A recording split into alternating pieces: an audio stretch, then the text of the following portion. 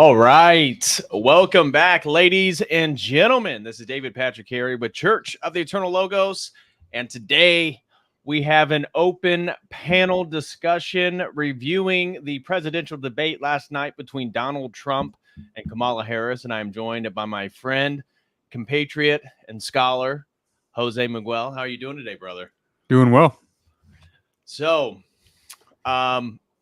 let's just get into it. What were your thoughts last night regarding the debate? I know it's kind of the talk of the town, and it's been interesting to see, again, the sort of bias perspectives. I was just watching a little bit of the review. I really didn't watch a lot of commentary. I saw the debate live. You mentioned you also watched it live. But it's like I've seen some of the conservatives be like, oh, Donald Trump dominated, blew her out of the water. I felt at best for Kamala, it was basically a draw. I think she did a little bit better. I mean, obviously very scripted. I felt like she probably did a little bit better than I was expecting. But I also felt like there was a lot of points that Trump kind of left on the table and could have hammered her on and peppered her with that he kind of didn't. What was your general take? In terms of like the political strategy of both sides, I know Trump is definitely still focusing on turning the Republican Party into like the working class party, because that's why he hammered so hard on what do you call providing sound bites concerning tariffs, and that's also why Kamala Harris strategy against that was to refer to it as a sales tax and mention how it would cost families a lot more to get by, which is a true statement. So essentially, one is definitely focusing on trying to get those who work. One is trying to get those who live off of cheap stuff, and currently, those who live off of cheap stuff do outnumber those who work. Right. But in the long run, health of the economy, the ones who work are the ones who actually matter. Like Harris's main strategy, though, was definitely shoring up her base, because she herself is not, she's the least exciting candidate the Democrats have produced potentially ever in their history as a party. So that's why she went so hard on the issue of abortion, and why essentially she was promising to restore federal or guarantee federal guarantees for abortion that the states wouldn't be able to infringe on. So that her goal with that is to shore up the hoe vote, for lack of a better term, in order to. It definitely felt like her entire rhetoric was geared towards women. Mm-hmm. I mean, one of the things that she was emphatic about was abortion and kind of reframing many of the issues that she notoriously was against, like in favor of gun buybacks, very critical of the Second Amendment, fracking, oil, and the border wall. Like, she's totally reframed as like some type of moderate Democrat, when according to sort of a objective Washington, D.C. analysis group, she was the most progressive senator, even left of Bernie Sanders. So they're certainly doing some type of damage control. And it was leaked by somebody in her team that she got the questions ahead of time, which everybody would have figured. And of course, a lot of the criticism, I saw Megyn Kelly, who, I mean, she's basically a centrist, or at best. But her criticism was that it was basically 3-on-1.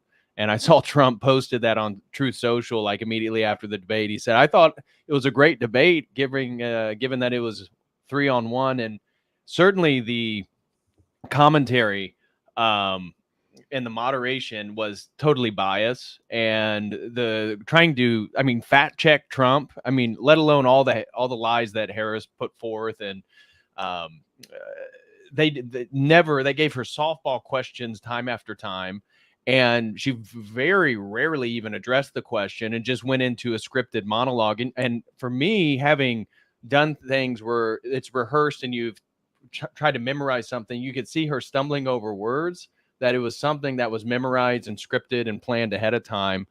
But like the January 6th stuff, one of the things that she was trying to get Trump on rhetorically was tying him to Project 25, which to me I thought was kind of dumb, because he's spoken outright multiple times that he has nothing to do with it, which is kind of unfortunate. Project 25 would have been nice, but anyways, I digress. But the other thing was J6, and I thought Trump totally missed an opportunity to talk about the pipe bomb in January 6th outside the DNC headquarters, where Kamala Harris was. He's debating Kamala Harris. He could have easily referred to, "Oh, well, why don't we talk about that pipe bomb, or the FBI involvement, or what was the gentleman's name from Arizona that was trying to instigate everybody to go into the Capitol building? Most likely an FBI informant. I forget. Ray Epps. That was his name." He didn't mention any of that stuff, and he was just trying to deflect and reframe it as, well, look at the Black Lives Matters and they're rioting BLM. And I thought, no, the reframing should have been the U.S. involvement and utilizing the rhetoric of that there is a bureaucratic establishment within the government that is working against the American people. And I thought that was a huge missed opportunity. I think part of that is also because I know, like, in theory, when he goes in, he's supposedly going to clean house, and he's going to be putting in, PayPal mafia's, chosen in charge of the different, bureaucratic agencies. But I think part of it is you don't want to completely vilify the bureaucracy, because he wants to take control of it and use it. That's it's kind of like, if you want to, I'm not saying that this is what he's doing, but in terms of like strategy, it's kind of like how, if you go back 20 years in Russian history, Putin didn't directly go after the oligarchs. He came after them indirectly. And then, essentially use their wealth against them. And at this point now, this is the problem. An American president at most will get 8 consecutive years, which Trump doesn't have. You can't really build a solid power structure for yourself in 4 years when you have a bureaucratic apparatus that has been building since the Andrew Garfield administration. So in the case of like a Putin, he had 24 years, and the oligarchs, the ones that he didn't crack down on directly, the ones who kept funneling their money into the West, now they're stuck where their money's in the West and they can't get it back into Russia. So it's essentially, so ironically, Putin's more powerful now than he ever has been, and I don't see how Trump could do something like that. But yeah, that's why, like, that's the thing about debates. Debates in the United States, they've always been about sound bites. You always want to get those 30-second sound bites for talk radio, for television. And that's why I did like, the things that I did like was, Trump brought up the cats. Yes. Well, did you see they try to fact check him on that? Oh, we called the city manager and he said there's no credible evidence of that. Meanwhile, we have body cam footage of police officers. So there's a YouTuber that just went around Springfield, Ohio, and it was like a 30-minute video, and every single local resident said, "Oh yeah, they're killing the geese, the Canadian geese, the ducks, the cats, the dogs." And again, it showed the bias of ABC News, which I've seen, and I don't know the accuracy, but I've seen all these people posting that so far for the 2024 presidential race, that it's been 100% positive for Kamala Harris, and people are saying 93% negative of Donald Trump. I don't know that case, but David Murr, clearly bias, and I think it didn't make ABC look good, and that was the whole Megyn Kelly thing, is criticizing ABC. But I don't think it moves the needle, because the mainstream media acts like this is a huge win for Kamala Harris, and if I was part of her campaign, I would say it was a win because she didn't implode. But I just don't. I can't imagine most people in America now not already having their mind made up. Mm-hmm. Yeah, and the reason for the cat specifically, why was that fact checked the way it was? Because the fact is, I mean, if you look at demographics, so yeah, men as a whole tend to lean right. Married women as a whole also lean right the same way that their husbands do. It is single childless women and single mothers who go really really far liberal and vote for the destruction of the empire and the nation. If you look at and one very important demographic for the Democratic Party is single childless women over a certain age who have lots of cats. So if their cats are suddenly threatened by Kamala's policies, and she is essentially effectively promising, even more mass migration than what existed before, that actually is a serious concern for that key voter demographic that carries. That could carry, it can move the needle for them for a swing state. So it's that's why specifically they went after that, which is why I was glad that Trump got the cats thing in. Yeah. And at the end he made a funny line about dogs and cats as well. I forget. So he mentioned it twice. But when they were asking him about the deportation, he didn't answer that question. He avoided his deportation plan, which I don't understand the political motive behind that, because immigration is, like, for 75% of America, like, one of the number one issues with the economy. And to me, it would have been in favor of at least the vast majority of the United States to say, yeah, I'm going to do the largest deportation in American history. But he never answered it. He never really addressed, and they tried to pin him down twice on the deportation, and he didn't do it. I don't know if that was political calculation. He didn't think it's going to play well. But I think it would play well for many Americans. I'm not sure.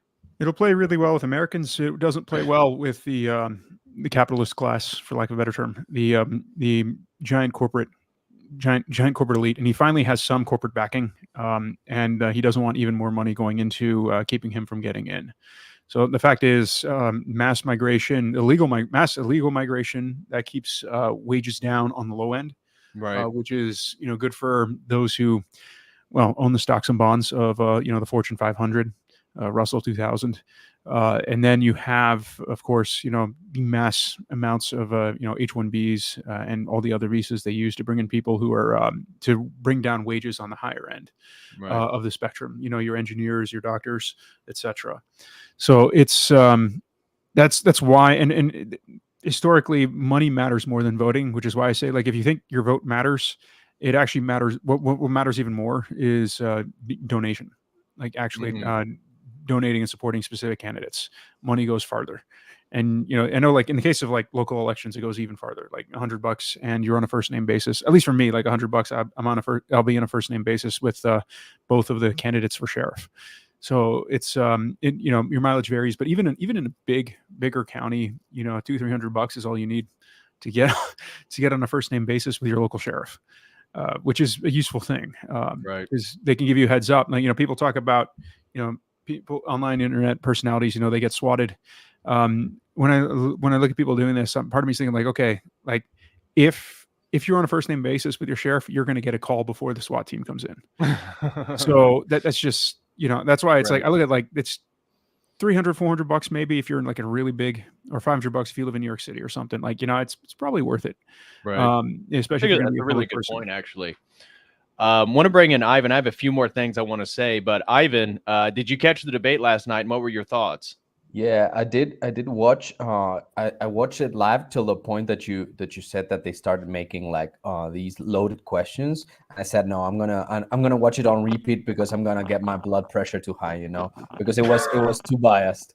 Two things that I wanted to mention were, it's all very performative. I think that both candidates were very weak in their presentation. I think that Kamala Harris had kind of like a a better rhetoric with all her coaching, but two moments stood out for me. One, when she tried to greet him, she Yes. tried Oh, to.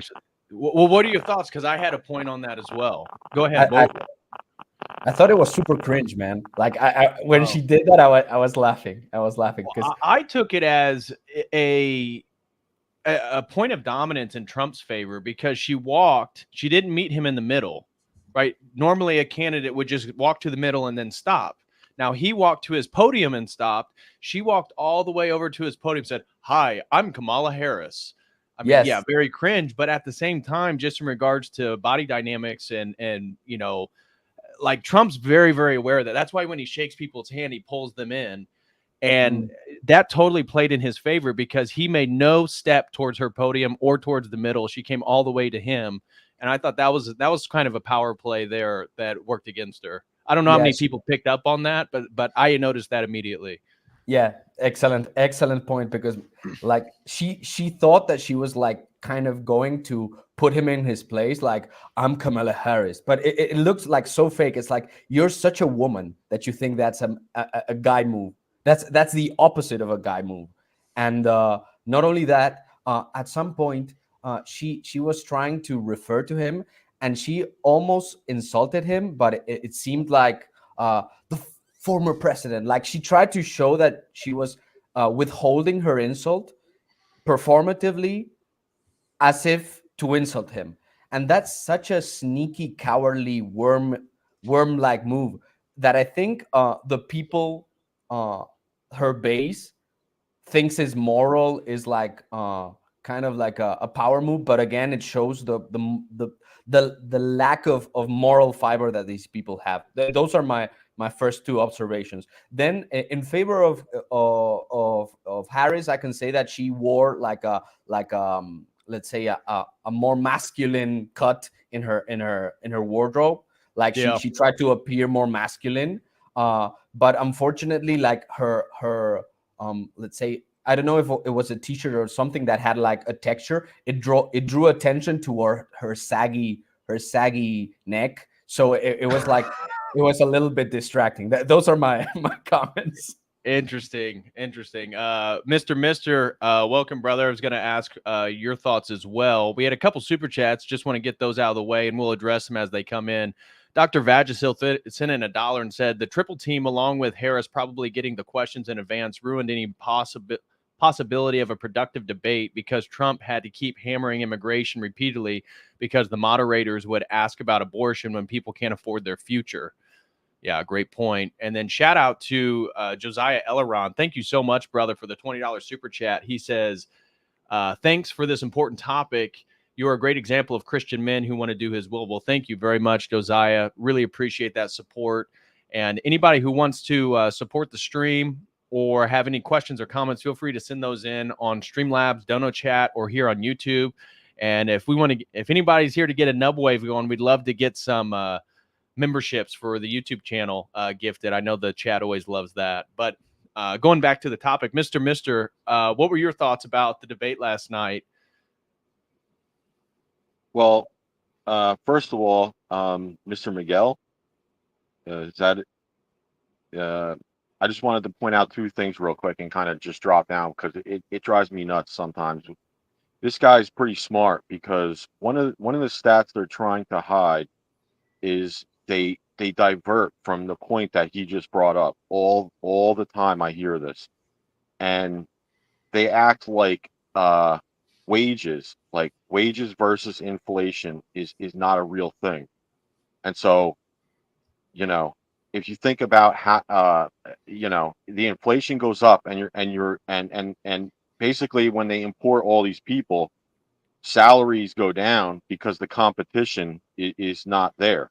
It gets easier and easier for the companies to just be like, I'm gonna lower, like, instead of paying someone like $20 an hour, I'm gonna pay them like 14. And then as they keep bringing more in, it goes, oh, now I don't need to pay them 14 an hour. I'm gonna drop it down to like 12. And so, one of my things is when I speak about some of this stuff is I tell them to, just look up this stat, real wages versus inflation. And it, you know, of course, the one side just want to completely ignore it because they know it's true. They're like, Right. oh, because their argument is this. They say, um, you know, production, when you drive up production, it lowers inflation. Now that is true, but there's a caveat with that, and you know, and then there's the money aspect of it. So that part really bothers me because they just ignore it because in reality, like Mr. Miguel's saying, what they really want is cheap labor for the very wealthy, Right. and they really don't give a crap about, you know, the middle class or Absolutely. In fact, the middle class is a threat to them. yeah, absolutely, you know, and you know, the debate, I mean, I could go into it for hours of you know, on all the lies that apparently the biased media want to, you know, not fact check their candidate on or whatever. But Right. Well, they my didn't fact my check Kamala at once last night. And I think right, it was 3 instances they try to fact check Trump. but my big thing is just reminding people, you know, I don't want to get too doomy or whatever because like me, you know, everyone has their own personal walk with God, and you know, then it's like obviously if you believe in the Trinity, you understand how Jesus plays into that. And Right. but I feel him all around me all the time, and he speaks to me in not directly, obviously, but if I pray, he will give me a sign. You know, I'm Right. I'm a truck driver, so I'll be driving down the road, and I'll say like, you know, hey, uh, uh, I'm having a rough day or whatever. Just give me a sign you're out there, and then I'll see a billboard that says God Jesus. You know, like Right. almost immediately afterwards. But if these people win, okay, if they win, essentially, um, the on the other side, you have two parts to their political agenda. One of them is a very communist, pro, like uh, I would even say CCP type of agenda, and the other one is a pro like Islamic agenda, and that's the one that really, you know, is kind of gets me on a backdoor level because you see it happening all over the world. Um, and obviously you understand what the caliphate is or whatever, but Yep. and how biblical that is from uh you know, and even in their culture, they believe that there's a civil war that happens in the West, and ultimately that leads to the you know, end times or whatever. I wouldn't go that far, but I look at a place like Scotland, for example. How does Scotland have a leader that, you know, is you understand what happened in Scotland, right? Yeah, same thing happened in Ireland. Yep, yep. So that's what really worries me because a lot of these people don't understand what they're voting for. You know, that's why these messages are important because Well, I think there's they're a go did somebody say Jose, were you getting ready to say something? No, that was Mr. Mister. Oh, I was going to say that this liberal progressive mind virus is totally self-destructive. And like one example of it was the father out of, it was going around X today, who lost his 11-year-old who was killed by a Haitian in Ohio. And in his speech, addressing and mourning of his dead 11-year-old son, he said he wishes that a 60-year-old white man killed him because the death of his son is being used as a catalyst for racial hatred in the United States. And for somebody to wish somebody else killed his son instead of addressing like there are major cultural differences here and the inability to integrate into, I mean, again, we've talked before what exactly is Americanism at this point, but at least the remnants of American society is just indicative of like the self-destructive spirit. Same thing with these women that are obsessed with abortion. It's liberal progressivism is an inverted form of Christianity at the heart of it. It is an anti-Christianity. So you have this concept of martyrdom. You have this concept of original sin. Like in the case is exemplified by this father. The white man is the one with automatically has original sin, and it's harder. Like I can see how it can sell in America better than like I mean my own family. I got family members who are darker than Barack Hussein Obama. So it's like it's just a roll of the die. given the skin tone. So it's like, are you going to say like your cousin, your brother is automatically privileged and you're not, even or versus or is your brother automatically oppressor because he's lighter skinned than you? It doesn't. It's a much harder sell south of the Rio Grande. But yeah, but you go back even to the 19th century. You look at the abolitionist movement, you look at the temperance movement of the late 19th, early 20th century. You see the same pattern of like, there's this evil, we have to remove it and destroy it. So first, it does start. The demons always start with something that was a real evil, like the chattel slavery in the South. Wasn't just slavery; it was usury slavery because one was born a slave. Right. Which was significantly different. In Colombia, what do you call it? Children of a slave when they were born, they were born free. You didn't, it was. That's why, like, when people say like, slavery is not the same everywhere, and what existed in America was quite usurious in that sense. It was a debt that could never be unpaid, and it carried down generation to generation. So it starts with demons always start with something real, and once they get their foothold in, then they start redirecting it. So you get the temperance movement, which had a lot of ties to the feminist movement, and out of the temperance movement, you get the British Crown that with the Bronfmans starts up the illegal alcohol trade, which made the British Crown tons and tons of money. So yeah, so the point is like, that's what liberalism is. And so like, this man, like, he's literally sacrificed his son, and he's glad to have sacrificed his son. He just wished it was done in a manner where the one with original sin did it, and not the poor innocent individual who has done nothing wrong. Right. And that's what you can expect from liberals in general. They are absolutely suicidal. They don't just like, there's this one meme I've seen passed around in more right wing, like right wing alt right type stuff circles, where they'll say like, they hate you, they hate your children, they hate your wife, they hate your culture, they hate your language, and they think it's funny. More accurate to say, anything that's good, anything that's beautiful, anything that's true, they hate, and Right. they even hate themselves. Liberalism itself is a death cult. There's no difference between it and Jim Jones. It's just Jim Jones at scale. No, I totally agree with that. And in regards to some of the points that I mentioned earlier that I felt like Trump missed on, another one that I remember is when they brought up the Ukraine-Russian war, and the previous questions right before they got into that was about NATO, and Trump was going on about forcing NATO to pay their hundreds of billions of dollars and all this different stuff, and threatening NATO to not defend Europe. And then they went into the Ukraine, Russia, and neither candidate mentioned the reason why Russia invaded Ukraine, which was all about Kamala Harris wanting to, the Biden administration wanting to bring them into NATO. And he was going on about how she met with Putin and Zelensky. And to me, that was a missed opportunity to say, well, if I'm president, NATO, Ukraine will never be a part of NATO. He should have said that with emphasis, because that is the crux of the whole conflict. Yeah, I can expand on that a little bit. So one thing I've noticed about his campaign, as opposed to the last two times, this time is very different because he is trying, like, his stances have changed in a couple of different ways, and they really haven't if you understand what he's doing. I'll give you an example of this: the transformer thing. Yeah. There's no way at all he believes in their what they're trying to accomplish, but he can't directly say that. As in regards to several things, you'll understand what his P's and Q's are by these. It's like he's hinting the message to you, because he will repeat the same thing, and all the really hardcore supporters of his understand what he's saying by that.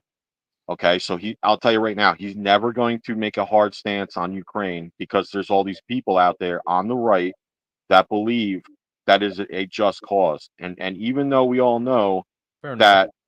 that, all this crazy nonsense, he trust me, he's a populist, and we all understand what that means in Right. regards to all the wars. Okay, but he can't directly say that. But I'm telling you right now, should he get elected, it's over. That stuff's gone, and there's other examples of it.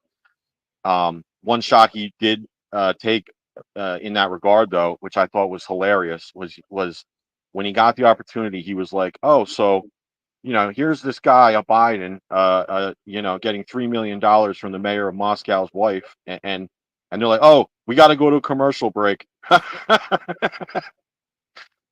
Yeah. Right. Well, and they afforded Kamala Harris extra time, so they never actually cut her off. I think there was one time where she was getting off topic. She was referring back to something earlier in the debate, and they tried to say, "Oh, Miss Vice President, we're running out of time. We only have so much topics." But they let her go on and on and on, where they would cut Trump off regularly.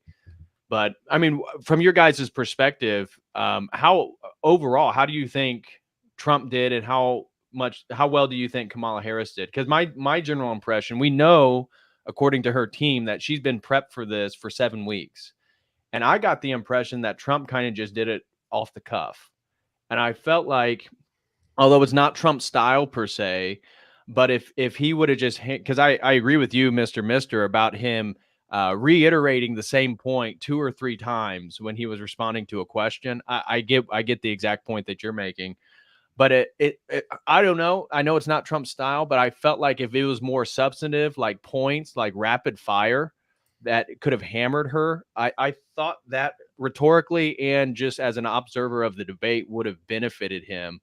And I don't know, what are your guys' thoughts? To me, it felt like Trump kind of just went off the cuff, and he just knows a lot of the stuff that he speaks at his rallies, and kind of just went with that. Where Kamala was totally scripted, clearly had memorized responses, knew the questions ahead of time. But I mean, for her, I think it went pretty decent.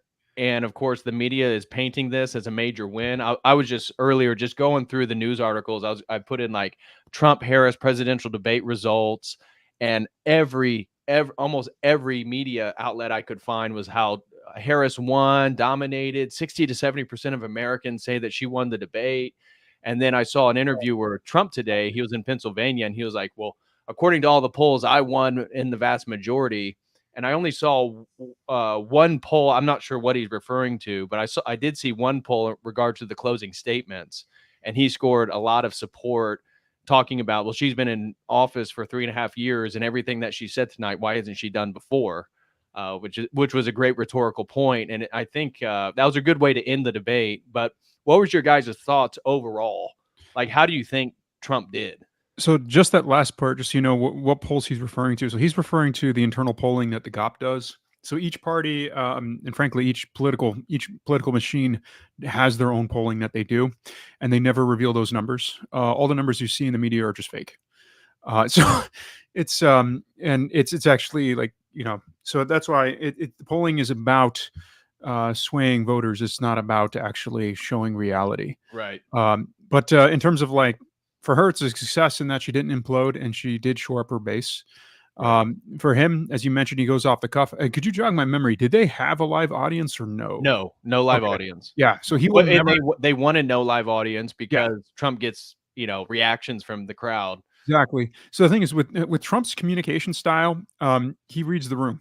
His ability to read a room is absolutely amazing. So my dad was involved in construction in New York City, so he's interacted with Donald Trump, and he put it. Donald Trump was the guy who would you'd sit down and talk with him, and the next thing you know, you already signed a deal where you're going to do like cabinetry for 100 apartments for 10% below your actual cost. So it's his ability to read people, read the room, and get laughs, etc. That goes back to like, and he could do that with working class guys that my dad oversaw, because my dad was a general contractor, etc. I mean, he ended up becoming an intellectual in the end, but he was blue collar for a while. And he could also do the same with the business guys and the guys with the white collars.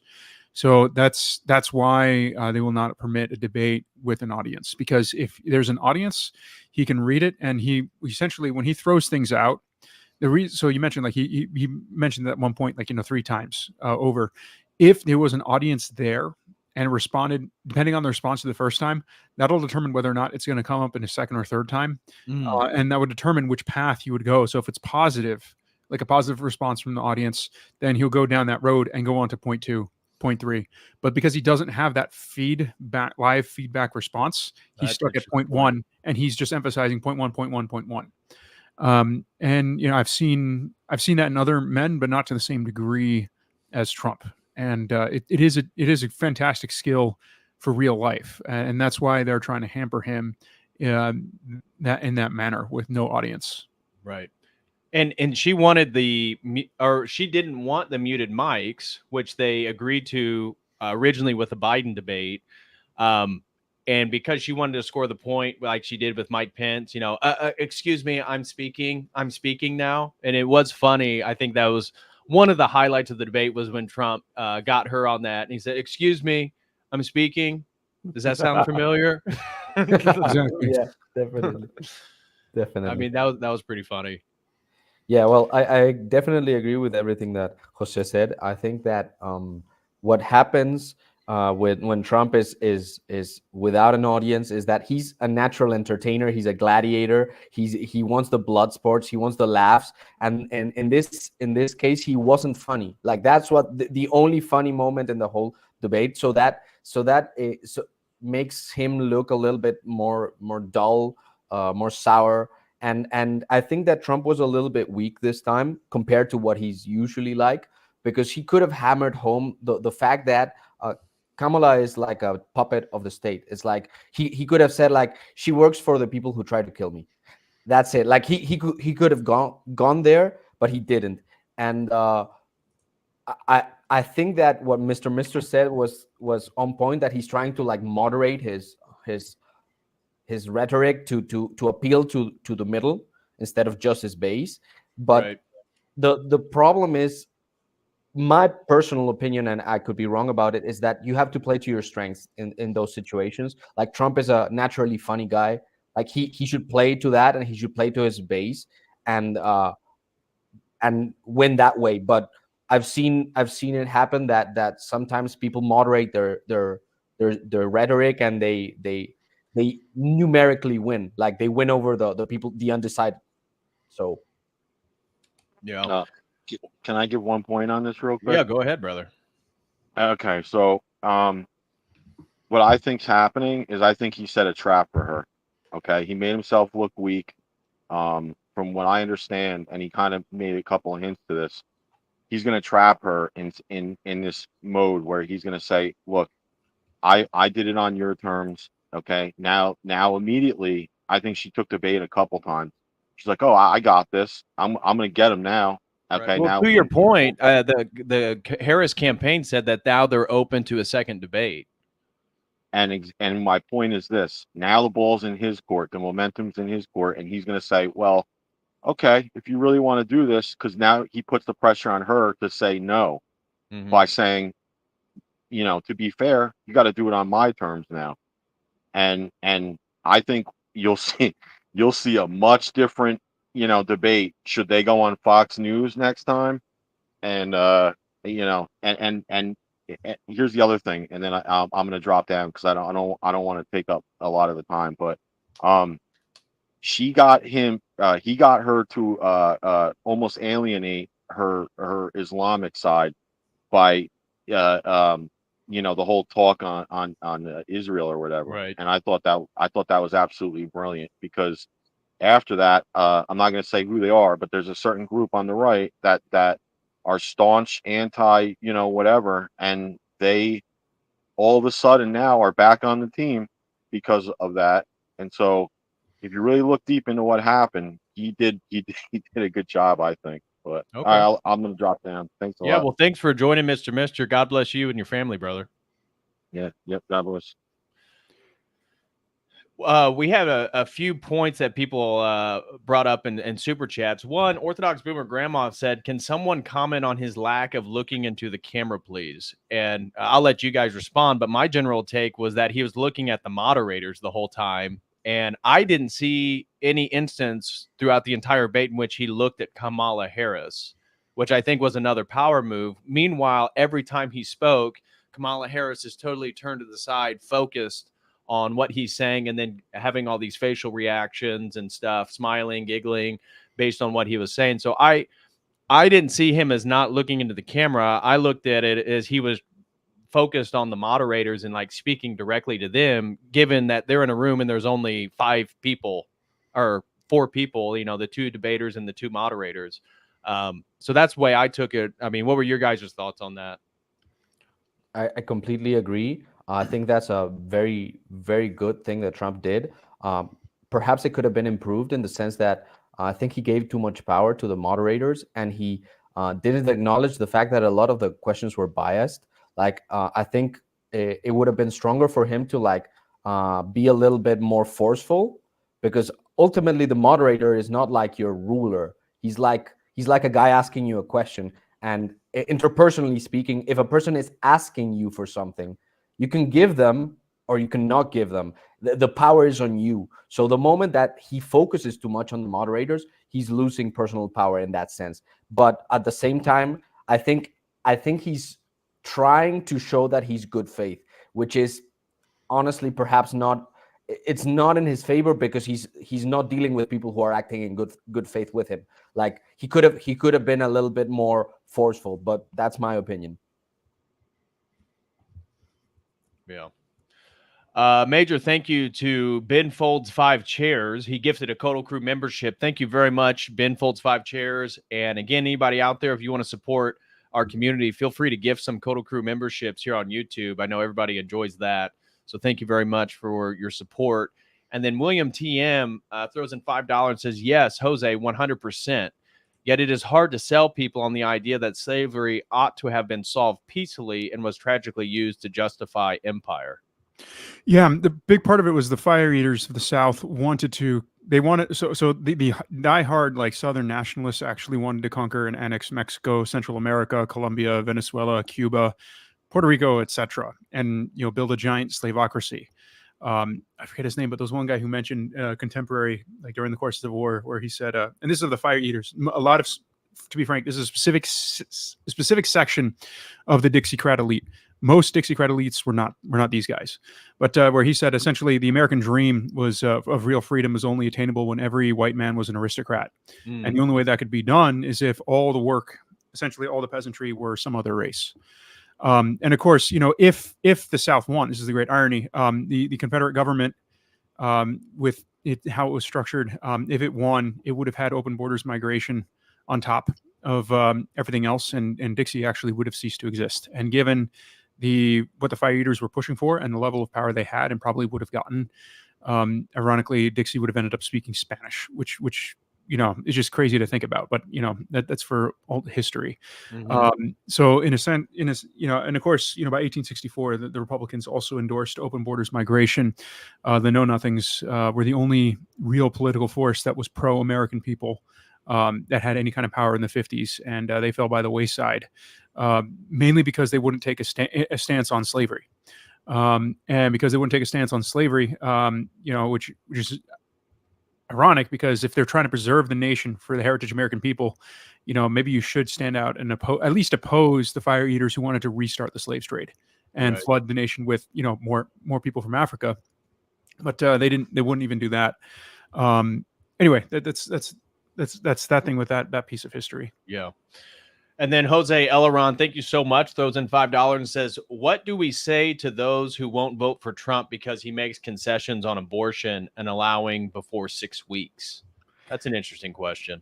Well, the thing is, if you think voting matters and you're not going to vote for him, you're going to get Kamala, and you will get the abortion allowed at the federal level, and there'll be nothing any state can do to limit it. What Trump was referring to in that interview was his own personal vote on a ballot measure within Florida. And the only reason that ballot measure was in Florida was even able to happen was because Trump's judges that overthrew Roe v. or reversed Roe v. Wade. So it's if anything, like if your goal is a more moral society, you want to go as local as you can, and you really want to get the federal government out of it as much as you possibly can. Right. Well, in related to this question, because this comes up a lot in ortho circles about not voting in the B system and Trump's position on abortion, or seemingly moderate position for many traditional Christians, is that St. Paisios told the Greeks in the end of the 20th century to always vote for the less worse candidate. And so if one of our contemporary saints says that you should vote and you should try to vote for the least worst candidate, that's not endorsing the B system, and it's not endorsing that a lot of it is fraudulent, fake, theatrics. But as to Jose's point, if you're worried about Trump's position after 6 weeks, what's the alternative? I mean, all the way up to the point of pregnancy and birth. I mean, And the fact is, Trump's attitude on the vote in Florida, that does nothing to stop banning abortion completely in the state of Texas. Yeah, right. So that's you have to vote for the lesser of two evils. Absolutely, and that's what St. Paisios told the Greeks. I believe it was in the 80s. So, I mean, I think that's an obvious position, but I want to welcome our brother and literary scholar, extraordinaire, movie reviewer, baselit analyzer. How you doing, brother? Very low energy. Last night I was very low energy. Forgive me. I just, I didn't want to. I couldn't even look over. Yeah, what's going on, y'all? I mean, that was crazy. I covered this last night with the panel on Boiler Room over there with Hesher and them. Oh, did you guys watch it live? Yeah, we watched it live, and oh man, what a mess. I mean, it was interesting. What I took away is that Kamala is the small government candidate, right? And that she's supported by the majority of Republicans, especially great people like Dick Cheney, Mitt Romney, right? Probably Dennis Haskins, probably, and a number of those people.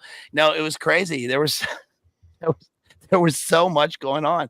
I mean, it was crazy. First of all, I got to say that I called a couple of the big moments during this thing. One, they had like a drinking game going on, and I said that, okay, if a couple of the big moments were if Hannibal Lecter is brought up, right, which was huge. That actually brought up Hannibal Lecter. Eating cats and dogs was brought up, and then finally, my big dub was when they asked Trump a question, and I said, and we were paused, and I said, don't answer that if I were president, things would be different. And then immediately we unpaused it. And if I were president, things would be different. So they hit all of the big moments. I mean, it's interesting that, Kamala Harris is the, her origin story now is that she was, raised in a middle-class home. Interesting because her dad is Donald J. Harris, who's a professor emeritus at Stanford. I mean, he's a Wikipedia, Stanford University economics professor. Whose work later went on to made Jamaica work with the IMF. Her sister is Ford Foundation and ACLU. But she's a middle class girl. She's middle class. But Trump, Trump's problem is that obviously this is a demon woman, who hates people, hates humanity, hates babies, and Trump's problem is that. His problem is one of the things why I don't want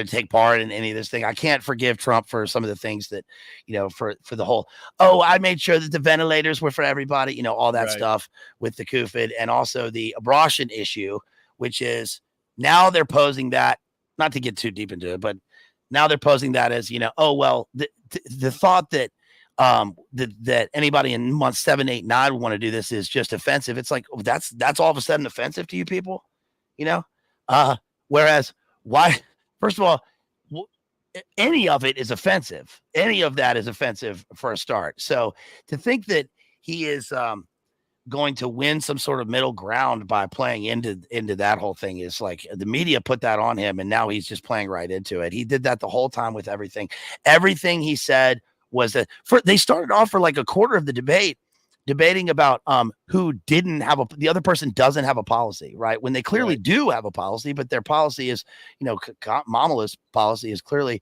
pro. I love Kamala, dude. I'm stealing Well, that from you. I'll give you credit, but I'm stealing it from you. Yeah, if people haven't seen the Drew Barrymore interview that she did, this country just needs, my kids call me Mamala, and this country just needs a big hug, is what she said. But the fact that, she is touting her endorsement by Goldman Sachs and by the neocon establishment is just, it's wild. It's just such a clown world that everything sort of goes back and forth, and that he didn't grab onto that. He didn't latch onto those things. He was also obviously very low energy. He even brought up the Sassy Nation, event at one point, and they were like, yeah, well, anyway, moving on. Yeah. So I think that and the constant trials, have really had an effect on him. Obviously, he was just very, very low energy. And people want that. They want the fun. It wasn't very funny. It was just not very funny.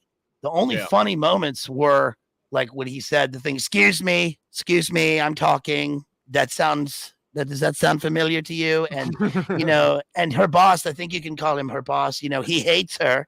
That was sort of funny. Did you see Joe Biden put on a Trump hat today? No. So he was visiting with firefighters in New York because it's 9/11, and God rest the souls of everybody who died in 9/11 and their families. But the firefighters are vast Trump supporters, and they got Biden to put on a Trump 2024 hat. And I don't know what to make of that, but it seems like if he does hate Kamala, that might have been a purposeful slight, a public slight against her.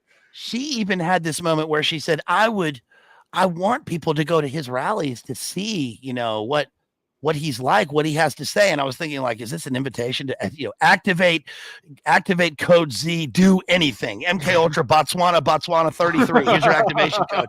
It was like, that was crazy.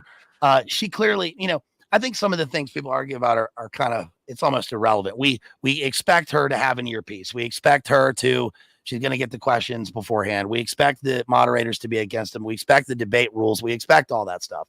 But he ought to know that and have played into, he ought to have, he should have played against her a lot harder. I mean, debating is obviously not his strong suit. No.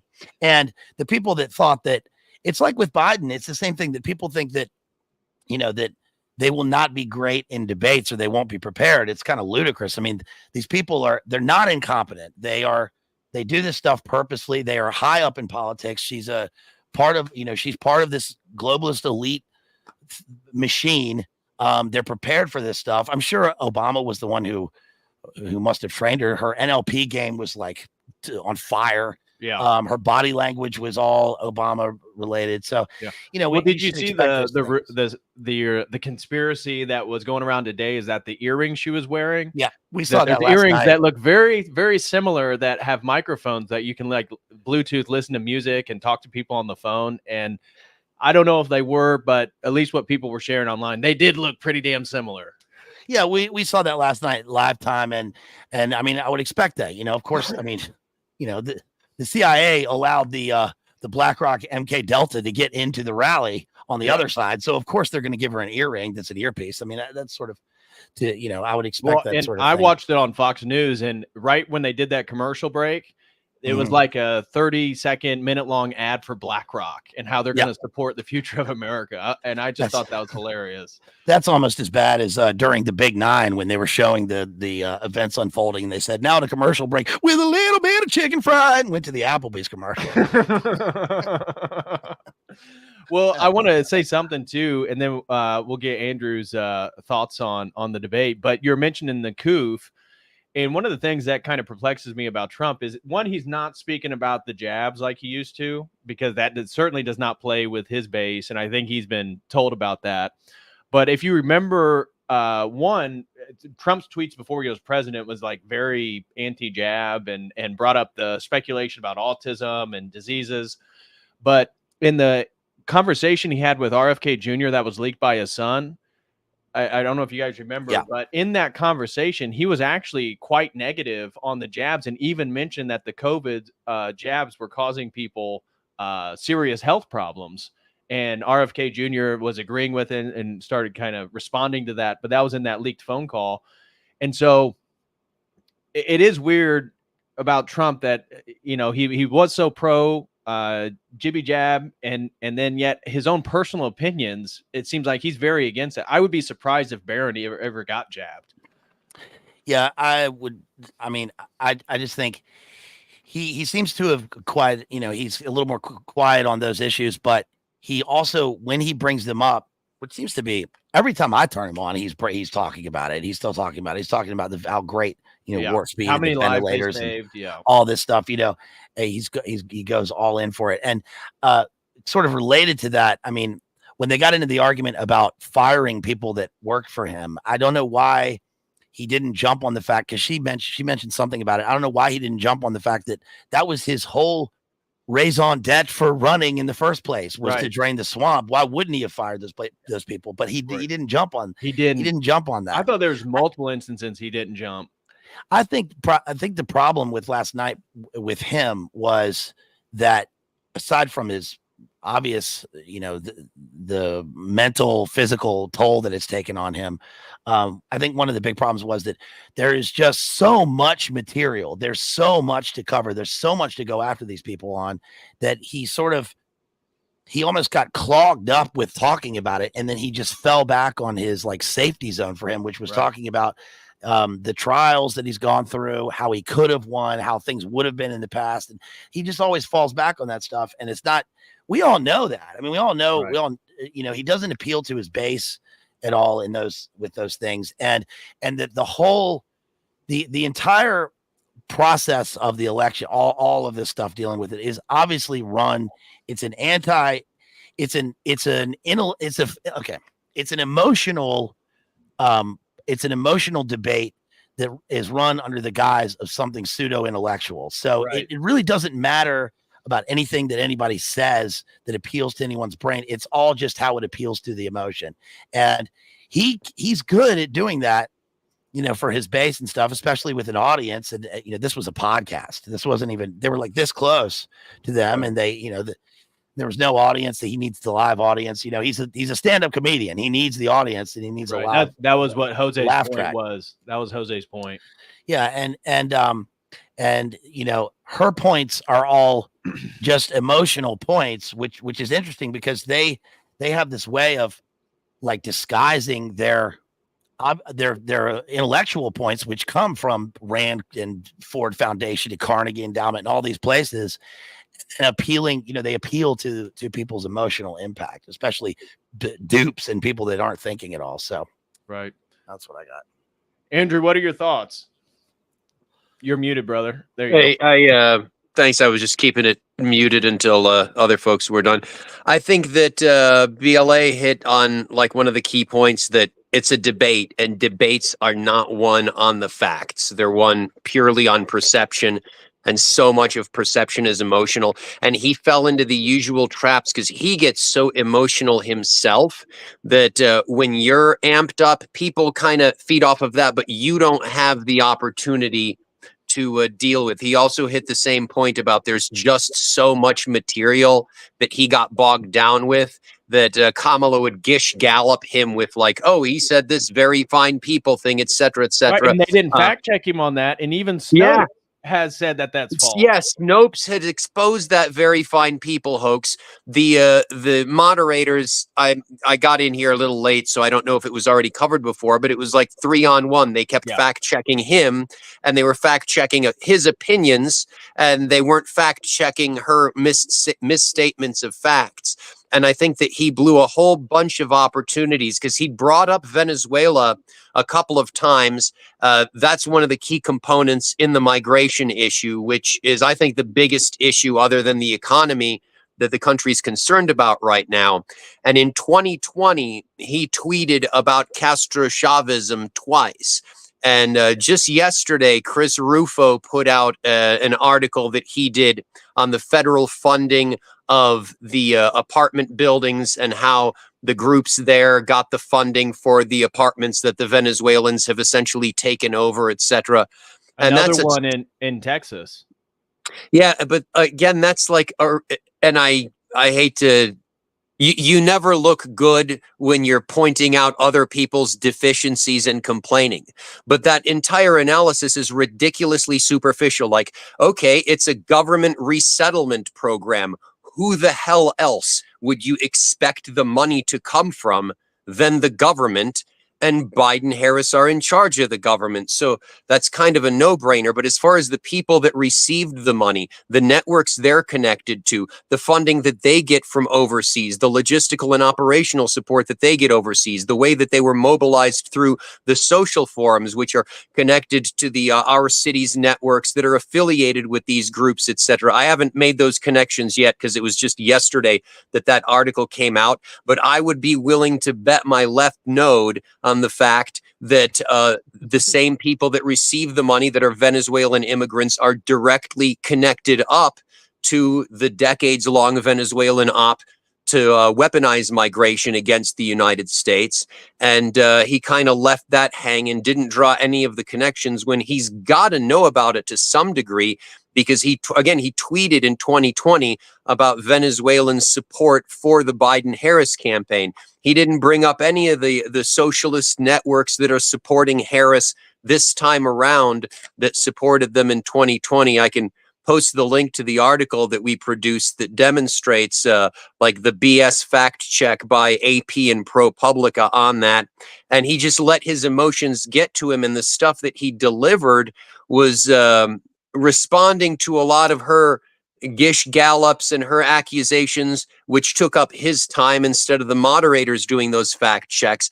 But he didn't seem as well prepared to stay on the points that would have actually nailed her down on a lot of this stuff and gotten the stuff across to the American people that they want to hear about it.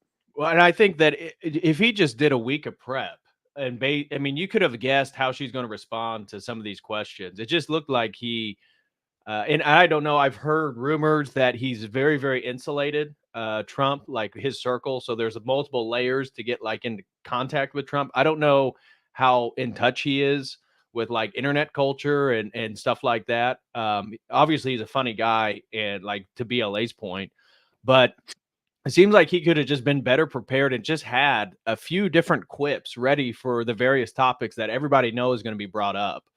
And well, he did. I have a theory as far as preparation goes. And this is, again, I have no evidence for this. This is pure speculation. Whenever I purely speculate, I try to put that disclaimer out there. But we haven't seen Kamala save that one interview with her and Waltz that she's done since. And we know that she's not like the brightest as far as responding on her feet goes.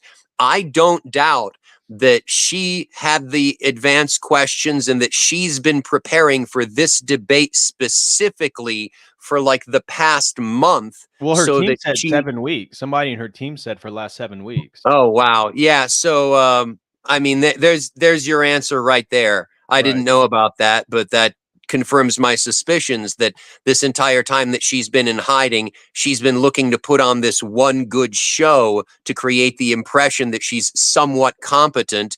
And now they're probably going to put her in hiding again. And God only knows what's going to happen in the meantime. So, yeah, I wouldn't expect her to do many interviews. I mean, she's not going to do many interviews. Why would she do any interviews when it favors her to not do an interview? Because I mean, the Time Magazine, all the MSN, all of the major MSN monolithic press pieces will write glowing reviews for her as if she's done an interview. 96% positive coverage. And last election, Biden was hiding in his basement the entire time, and he won running on the "We're Not Trump" ticket. So as much as the right is seemingly framing this like Trump is out ahead and she's got to play catch up, and as long as Trump didn't completely lose, it was pretty much his debate. But I don't necessarily buy that at all. I think that this probably hurt him to some degree, because all of her 7 weeks of prep time created the impression that she is somewhat competent. She held down the cackling, the body language. Like 7 weeks of coaching before a freaking debate is kind of madness. And she used a lot of techniques in between there that work right into behavioral engineering of the audience. And it's just, I don't know if you guys are familiar with the Ellipsis manual, but Chase Hughes, who's part of the behavioral panel, he was involved in military intelligence for a couple of decades. There's a book on behavioral engineering that you used to have a PhD and pay hundreds of dollars to attend a conference to get this information, because they thought it was too dangerous to have in the hands of the general public. And he published a book. I actually think I have it sitting up here. So this thing right here. And just some of the techniques in there about like how to frame things, how to set stuff up. She was totally on point with that. And that's exactly what they train people on. And if you got 2 months to prepare for 2 hours, you can't not kill it. And I think that Trump just has that kind of cockiness and confidence that like he knows it, he's going to handle it, but he's not prepared for the intricacies. The last mistake that I'd like to point out is he didn't attack the logical consistencies in what she presented. He instead presented his side of it instead of saying, well, you said A, B, C, therefore D, E, F, but that doesn't necessarily follow. How do you answer to that? And he could have put her on the spot so many more times that, yeah, it's just a damn shame the way it was handled. Yeah, what he I didn't disagree do there. was discuss what his plan was for how to go about doing it. I mean, it's obvious that we're in a hellscape. Everybody's poor and everybody's working jobs. You know, Right. they're doing the abortion thing. They had the coup. They had all this. It's obvious that like all the globalists, you know, the juggernaut is rolling, right? But that doesn't affect the average person who barely thinks anyway. And he didn't get into what he was going to do about those things. It was only what he could have done if he had the opportunity. And that's just a big, you know, he should have had, he probably had somebody like Vivek, you know, helping him to prepare. And that's fine. He probably didn't listen very much. And I'm no like apologist for, I don't care about any of these people, but Vivek is probably the best on his side for debating. He's a good great debater. on his feet. He's great on his feet. Yeah, he's very, very good on his feet, and he should have at least mimicked the energy that somebody like that had. I mean, where was all the energy? Where was like the go get him attitude that he had before, which was the main thing that kind of spurs him and his side on. I mean, the as far as like the bases are going to vote for the people. I don't know who is in the middle or whatever that's deciding. I mean, I can't even imagine. Yeah. Do you think this has any impact? I mean, I feel like at best it's sort of a draw, which is in favor of Kamala, but I don't see, I haven't met any person, at least I'm in Indiana, so it's a little bit more red, but I haven't met any person that hasn't already made their mind up. Yeah. So I have actually, which is insane that you come across people who you know, but I think that one thing that worked in her favor with this was that all of the things that especially the left, you know, does, all of those things are about don't believe your lying eyes, and it's what we say is happening, what we're saying we're going to do rather than what's happening.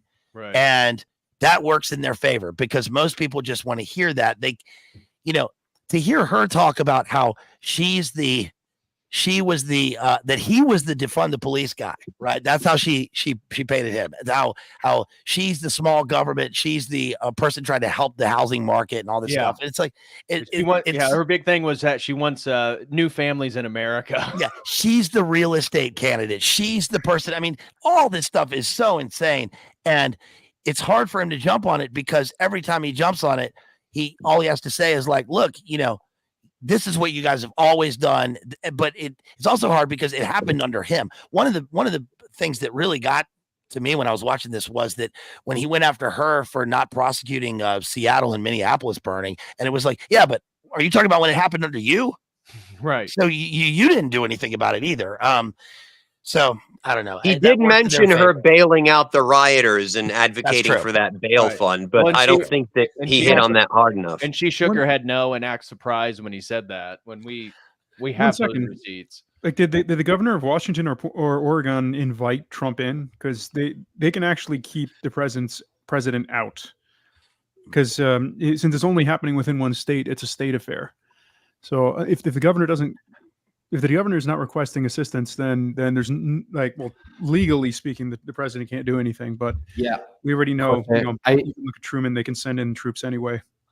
Yeah, I don't mean to interrupt, but this was a big thing that I spoke with some friends back when that happened, and it was a very big question because Trump run on basically not respecting what the establishment set out for him. So what I said to my friend was he has to violate the Constitution and guarantee, like, to be consistent with his rhetoric, right? He has to say to hell with the states' rights and just send in the military. Because if you tell people I'm going to protect you, but then they burn down your city, and you're like, oh, I cannot do anything. I'm just a president. When he run on like I'm gonna get these people off your back, that's kind of that's kind of hypocritical. Yeah, Ant Bear Pig just commented that he doesn't think he's humble enough, and the $25,000 credit that's just going to raise the price of houses another $25,000. And I do think that not just with Trump, but with so many of these right wingers and their cliques. And I say this as a former communist who freaking organized on the left and indoctrinated students for a total of damn near 2 decades. And again, I apologize for that, folks. I'm trying to undo that damage He's that still I've repenting done now. But and I hope I have enough time left in my life to do so. But the insularity of the right and the way that their heads are so pregnant with self-importance that unless you have 1 million followers, you don't have anything to contribute to the conversation. And there's plenty of researchers that have loads of information that's pertinent that they could turn the tables on this. But if you're not in the clique, they don't even consider your information. If you're in the clique, well, I've got my style. I'm not going to be told what to do. And Trump is probably the last person, dare I say, that you could get through. I was hoping that the assassination attempt would have humbled him somewhat and made him realize the gravity of what it is.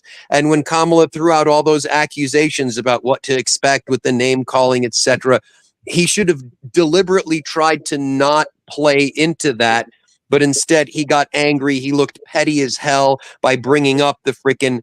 And granted, they asked him that question, but he didn't have to focus on the that hard of all these trials and the way that you're being prosecuted and there's all these felonies against you and whatnot. He just I don't know. I really I have less and less hope every day, dare I say. Because right now there's the $10 million Russian influence operation through Tenet Media that's getting all these headlines with right-wing influencers. Well, $1.1 billion of Venezuelan funding through the Citgo programs to these the Citizens Energy Group, to all of the tribes that took part in the DAPL protests. There's loads and loads of connections. I mentioned the socialist networks that are Venezuelan affiliated, that in 2020, we've documented a crap load of the help that they gave to the Biden-Harris campaign then. That all of this, that there's so much out there that the tables could be turned on the left, but instead they spend their time trying to defend and dismiss what's being said about them. And in that regard, they kind of dispel the foreign influence operations completely, when no, foreign influence operations exist, but they're going on to 100 times that level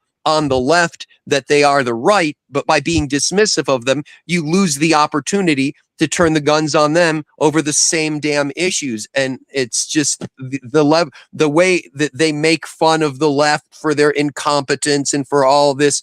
They're even worse at it. I've seen it from both sides, and it's the metaphor of herding cats.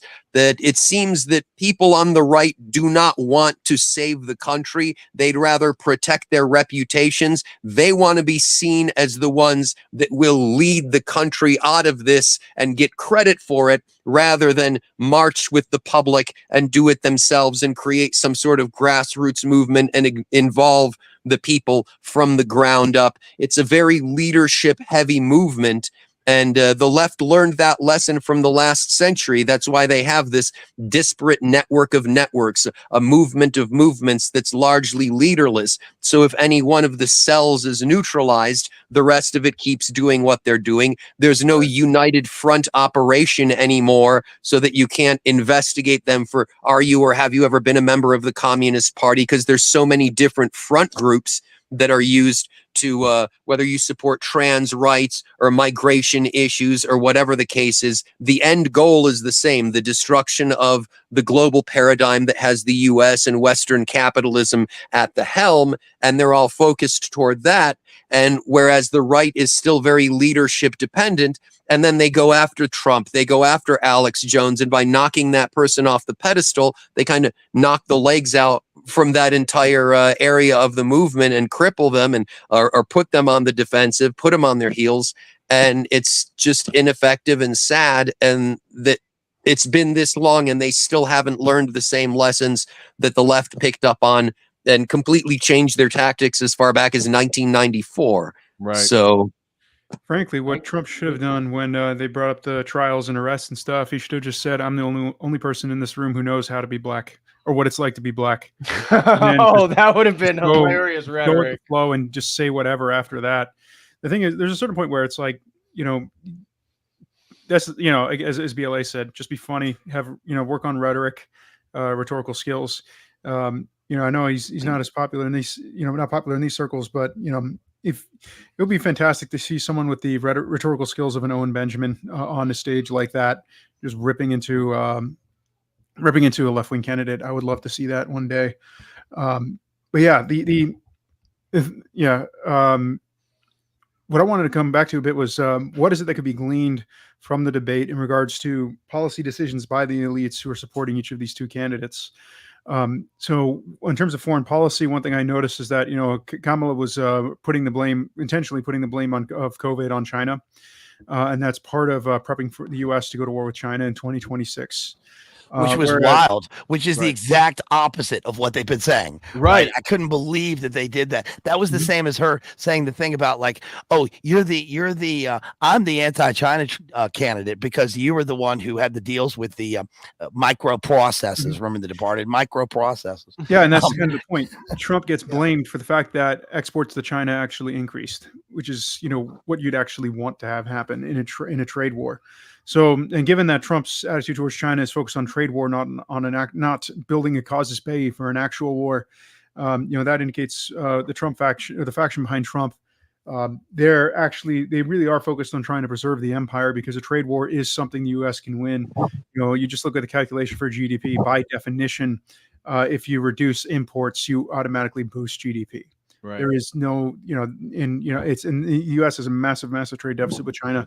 So literally, even if he's only half successful, there's no way to lose a trade war with China. It's just not. It's not mathematically possible. Well, and also in regarding all the international stuff, I mean, they were tripping over themselves to be more pro-Israel and defending Israel. And exactly, Kamala Harris went with the rhetoric about October 7th and the 1,200 people killed at a concert. Well, we know for a fact, and the Israeli government has admitted, and the Jerusalem Times has, and was it Haaretz or something, the other paper there in Israel, said that the Apache helicopters that Israel has killed, tons of people on October 7th.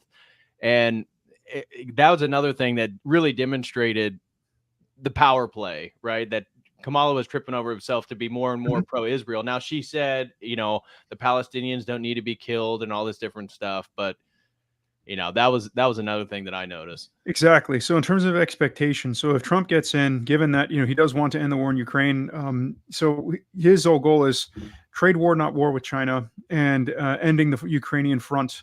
So that way, at least his faction, so that they can focus solely on the Middle Eastern, Ukraine end of the Ukrainian front, so that all those resources can then be focused on the Israel-Iranian front.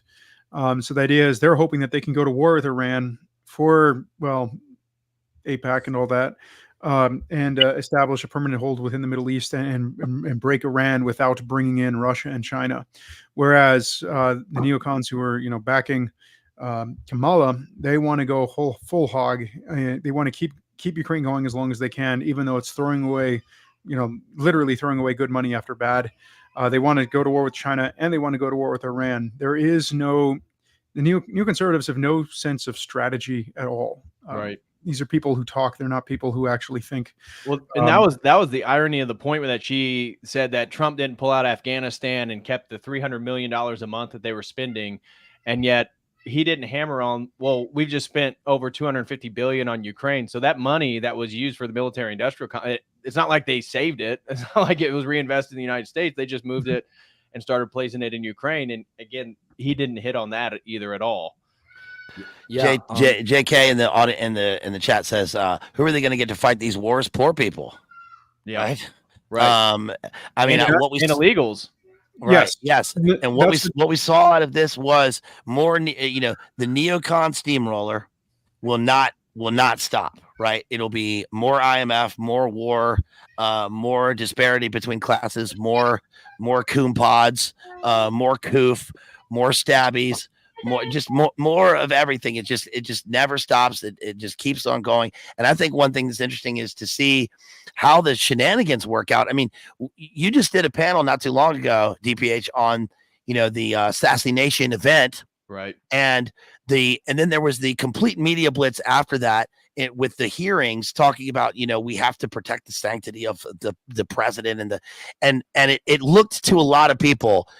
I know we didn't see this, but it looked to a lot of people like, oh, they're in favor. They're trying to support Trump because he was almost smoked at this event. Well, that was only so that they can give this like indication that they are supporting the office of the president, so then they can follow it up with a huge media blitz in favor of Kamala that's like led to this point where now she's the candidate, and she's I think that's kind of probably slipping a little bit right now, but it's just crazy how the shenanigans work out. And also the other thing, the last point I'll make here is that the other thing is interesting is that this is the Big 9 anniversary. Yeah. And to people who I was 20 years, I was 3 days for my 21st birthday on the Big 9. And I was in Belfast. I was there with, there was 30 years of the Troubles happening. And when that moment happened, the Troubles it was over. It was just like over in basically an instant. It took a little bit, but it was basically over. And then it was this galvanizing globalist event. And it's crazy that we had the same, globalist, neocon, all the problems happening all the way up to that. But there was a thing that was going on in the 90s, which was that, we at the very least, like there was a good economy, the prices were cheap, and like people were kind of satisfied at the time. The Cold War was over. There was no war on terror yet. And then all of a sudden everything changed in this time. And then it's led all the way up to this point where we are now, where it's just total chaos. We don't see what's what. And it just keeps going. Right. So. With the surveillance state. Yeah. Right, the Patriot Act and all that different stuff was really the bringing in the full. I mean, not that the NSA and they weren't already doing that, but now it's legalized. Yeah. And Caravaggio makes a good point that I don't know if you saw that RF Kennedy Jr. posted a video that a vote for Trump is a vote for Kennedy. And Trump also, when she talked about the 200 Republicans that are now in favor of her, he didn't bring up that all those are the neocon conservatives that are part of the military-industrial complex that he wants to stop the wars from. That was another missed opportunity on rhetoric and say, yeah, well, who are these 200? He just said, well, that general, I fired him. And it's like, dude, get to the Kennedy the Cheney thing. Yeah, I've got Kennedy and Tulsi, and you guys traded a couple of neocon warmongers, Dick Cheney, who you couldn't say enough bad stuff about 10 years ago. And I'll take that trade any day of the week. He could have parlayed that so many ways. Whose daughter bought the nuclear power plants with Gil Bates. Right. Crazy. Absolutely. Yeah, and she was valorizing like Mitt Romney and I think she said Liz Cheney specifically, and that was just a missed opportunity to just highlight the problem with the left-right dichotomy, and that these neocons and globalists are in both parties. And I'm glad that and then she bragged about being backed by Goldman Sachs. I almost think that he was hurt by that because he wishes he was backed by Goldman Sachs. There's significance to that relates to, because Trump brought up the issue of the student loan forgiveness. So the thing is, in terms of like what to expect. So domestically, in regards to that, unfortunately for all my friends who are literally debt slaves, I don't see relief coming from either side, because I know Trump is very hard on, I don't see debt forgiveness coming from him, and he's not going to do that because that'll sacrifice his voter base with the boomer crowd in particular, which is just unfortunate that in the American system, once we were talking earlier about, enslaving other people, now they enslave their children. That point exactly when I was watching the debate, it kind of disheartened me about how Trump was so anti student loan forgiveness when the interest rate, like myself, I mean, I'm an indentured servant. Mm-hmm. And I didn't know what I was signing up for when I went through this whole process. And, my parents, the culture, oh, this is what you're supposed to do. And now I'm screwed in several ways. And it's like, yeah, and it's long-term suicide. I'll get to Kamala, and then I'll talk about how it's long-term suicide for both the Republican Party and or any right-wing party that exists in the United States as well as the nation. So on the other side, you have Kamala. So you have Joe Biden trying to do debt forgiveness. But the fact is, he intentionally designed the debt forgiveness to be done in a way that would not pass muster with the courts. Right. And that is intentionally chosen. That's not an accident. He's not trying his best to actually get the debt forgiven. And given that Kamala is endorsed by Goldman Sachs, she's going to do the exact same thing. So it's a red herring. It's bait to get votes from people who are in a desperate situation. But given that Goldman Sachs has endorsed her, she's going to continue the policy of Joe Biden. They're not going to do actual debt. There would be no real attempt to do debt forgiveness that would actually pass muster in the courts. So in terms of the long-term costs, so again, the number one demographic for the Democratic Party is, well, besides black women, is essentially single women in general, like who are unattached. Right. You look at essentially the women who go to college, the odds of them dying childless and dying alone just skyrocket. Right. And it's not, part of it is, yes, elevated expectations. They want a man who's more educated than they are. And that simply means half of them are never going to marry.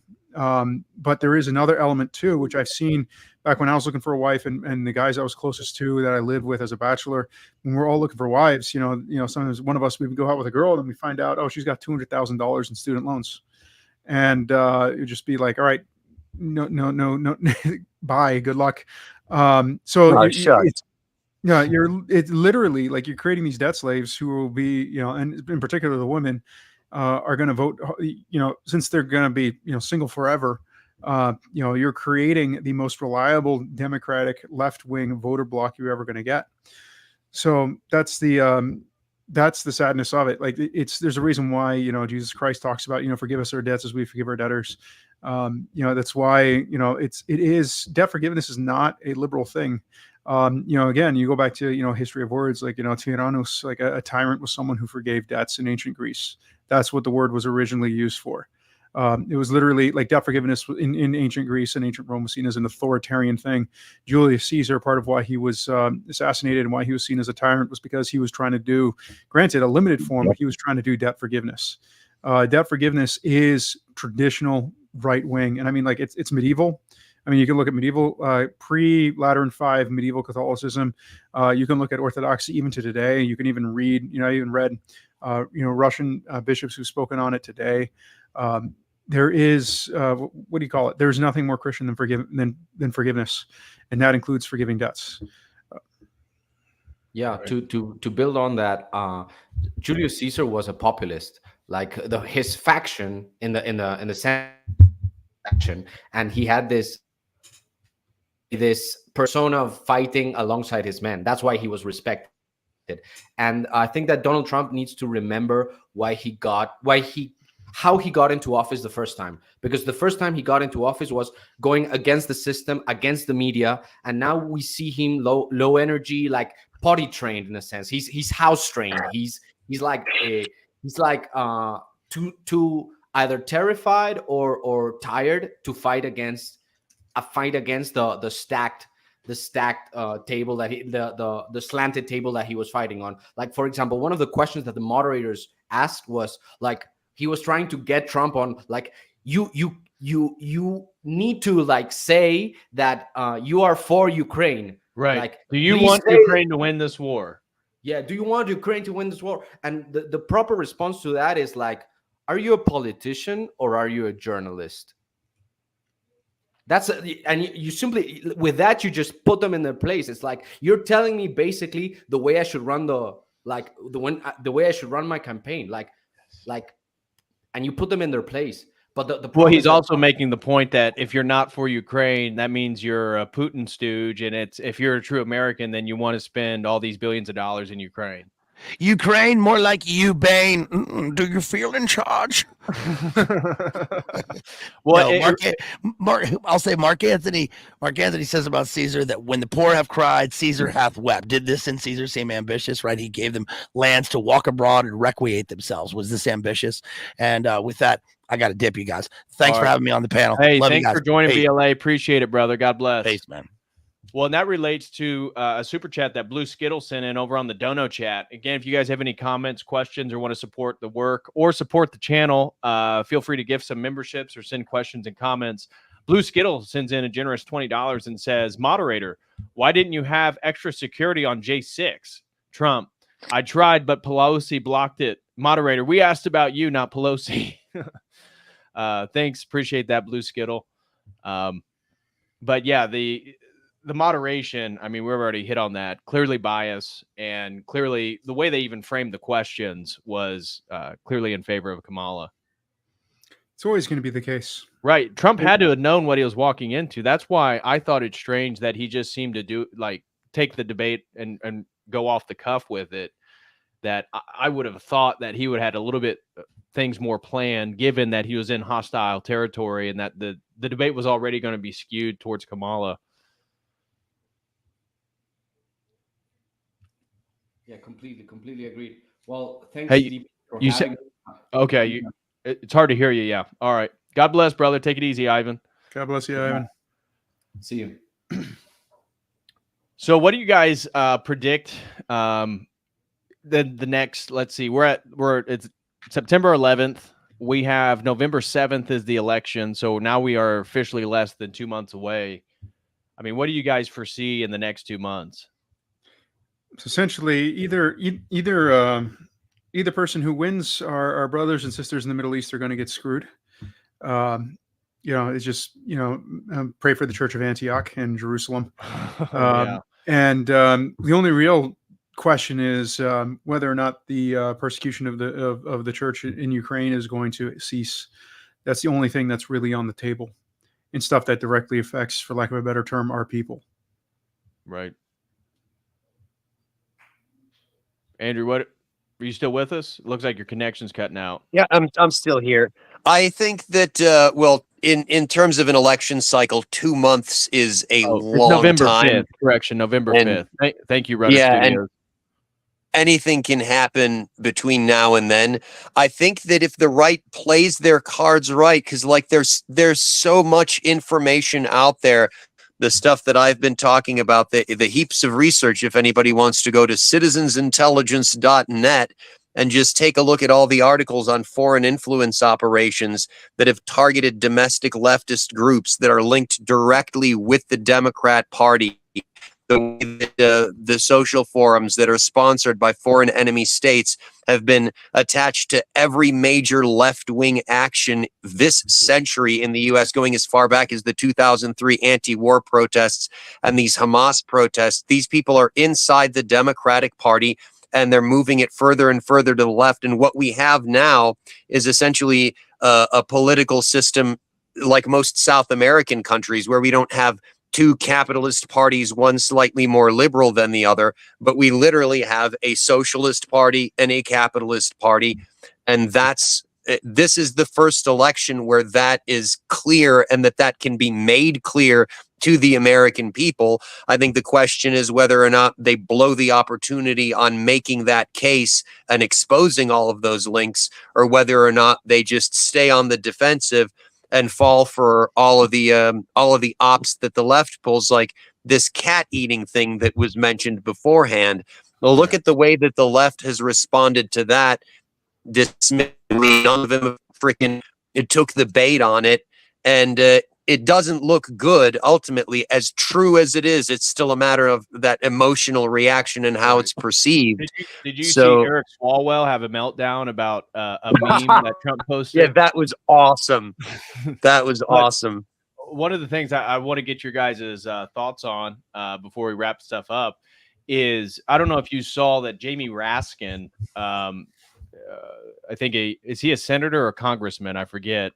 But he made a point in an interview amongst a lot of, I think it was a conversation with other Democrats and Democratic donors, that they're not going to ratify the debate even if Trump wins. And so he was mentioning January 6th of it'd be 2025, that Trump won't get in office because they're not going to ratify it. And I've talked with people and they go, well, Republicans have the majority in Congress. And my response is always, yeah, but how many of those are willing to actually fight against something? I would at least, if not way more, they just need 10, 20 Republicans to be in favor and say Trump's a threat to democracy, and they could postpone it. And then Hillary Clinton, there was a phone call that was going around on X about how she said Trump will not be on the ballot by November 3rd. What are your guys' thoughts on that? I hope they do that. That's going to backfire so bad in the long run. I am so grateful that more and more people around me are just seeing how the United States is and actually always has been a banana republic. The distinction between the U.S. Republic and the republiquettes that were set up in Latin America is that in the republiquettes, the what do you call it? The corruption was honest. A bribe was called a bribe. Here, bribes are systematized and they're called PAC contributions. Right. And it's also like what do you call it? Even in terms of like the inheritance taxes, like in the United States, like, oh, inheritance taxes, they're going to target the wealthy, etc. When in reality, if your last name is Vanderbilt, Rockefeller, Rothschild, your money's never going to get targeted. And they intentionally designed it so that you can have these like permanent trusts where the family wealth goes into a permanent trust and it never has one of these tax events. Right. And then by having these inheritance tax regimes, this prevents new elites from rising to the top. The foremost policy or any given policy decision that is made by the American ruling class is always going to be about preserving their own specific power block and their own personal and familial power. So that's and it's very difficult to get your foot in the door. The best way is drugs. Like a lot of the gilded, the robber barons, their dads were opium dealers during post opium wars in China. And then you see the same thing today, like the Clintons, their money originally came primarily from the cocaine trade. Right. The CIA was flying cocaine through Arkansas Arkansas, yeah. Yeah, and the Clintons were collecting that every step of the way. And that's why they don't care about ideology. And that's why, like, when I look at your average socialist, the level of stupidity amazes me. So, like, for example, like, okay, so I mean, take Castro. He was an OSS agent. He was an agent of the United States. He was armed and trained by the Americans. He was supported in the overthrow of Batista. Batista was overthrown because he decided he wanted to essentially reduce the amount of abuse of the Cuban people that was going on by the mafia, which was in bed with American intelligence. And so, they essentially selected Castro as the replacement. And Castro, not being an idiot, was decided that his best way to prevent, because he figured the Americans were going to betray him anyway, the best way was to pivot to the USSR, and so that's what he did, launched out on his own thing. And he ended up actually, that's the one thing I actually do like about Castro. He killed every single member of the mafia that existed in Cuba. Given the amount of Cuban girls who were raped and trafficked, and children who were raped and trafficked by those people. That is the one thing that I'll give Castro credit for. He was God's judgment on the mafia. And that's why the mafia was so heavily involved in trying to assassinate him, because he killed so many made men and they wanted their revenge. And that's actually why Castro got along well with, of all people, Franco. Franco and Castro actually got along well in the end. And it's because Franco was the other guy who was targeted super heavily by the United States repeatedly for assassination. And the two men bonded over the fact that the Americans kept trying to kill them. So even though they are presumptively ideologically in the opposite ends, Castro himself, fundamentally, he was just a kleptocrat. All he cared about was, securing his own family's wealth. Right. Compared to, Franco actually cared about his people. And that's the thing. So, like, the fact is, socialism has always been a tool of the Anglo-American elite, and that's what my point was going to be with Andrew talking about. We have a capitalist and a socialist, but at the very top, they're funded by the same financial elites. And anybody who's familiar with, again, the communist experiments and funding the Bolshevik Revolution, funding Mao's China. Yeah, capitalist money always flows into the best means of social control they can get to ensure their coffers stay full. Right. But and Castro, in the tail end of his life with Chavez, was the one that operationalized this global coalition that's chiseling away the West, that's now in bed directly with the Democrat Party, that's in bed with all of these neocons. So how bizarre is it that these Venezuelan affiliated Satan groups, socialist affiliated transnational advocacy networks, funny how that's the acronym, are Goldman Sachs and Cheney related now, because they're all at the same freaking epicenter. And going back to like having the Republicans, I think that most people that are in there are careerists, and I think that most of them think that they can get enough money and fame and be part of that club to cushion themselves from the worst effects of whatever the system is going to bring about. So they're not going to go along and dig in their heels on anything if there is some sort of attempted fraud and not certify the results of the election, even if he wins. I think they're just going to do a careful thing and try to cover their own butts for the most part. It's just a matter of essentially, as we'll see over the next 2 months, which strategy are the elites going to pick for World War III? Are they going to try to cut their losses in the Ukrainian front and concentrate all in on Iran? Iran essentially functionally will function as a proxy of China and Russia versus the U.S. military when Israel drags it in. Or are they going to still go for everything as the neocons want? And one thing I would say would be a test, Andy, for your what you describe concerning Venezuela and Cuba is if they really are in bed with the neocons in that power structure, then they will turn on Russia. And if they are not actually in bed with the neocons, but have a separate agenda of their own, etc., then I see them pivoting even harder to Russia.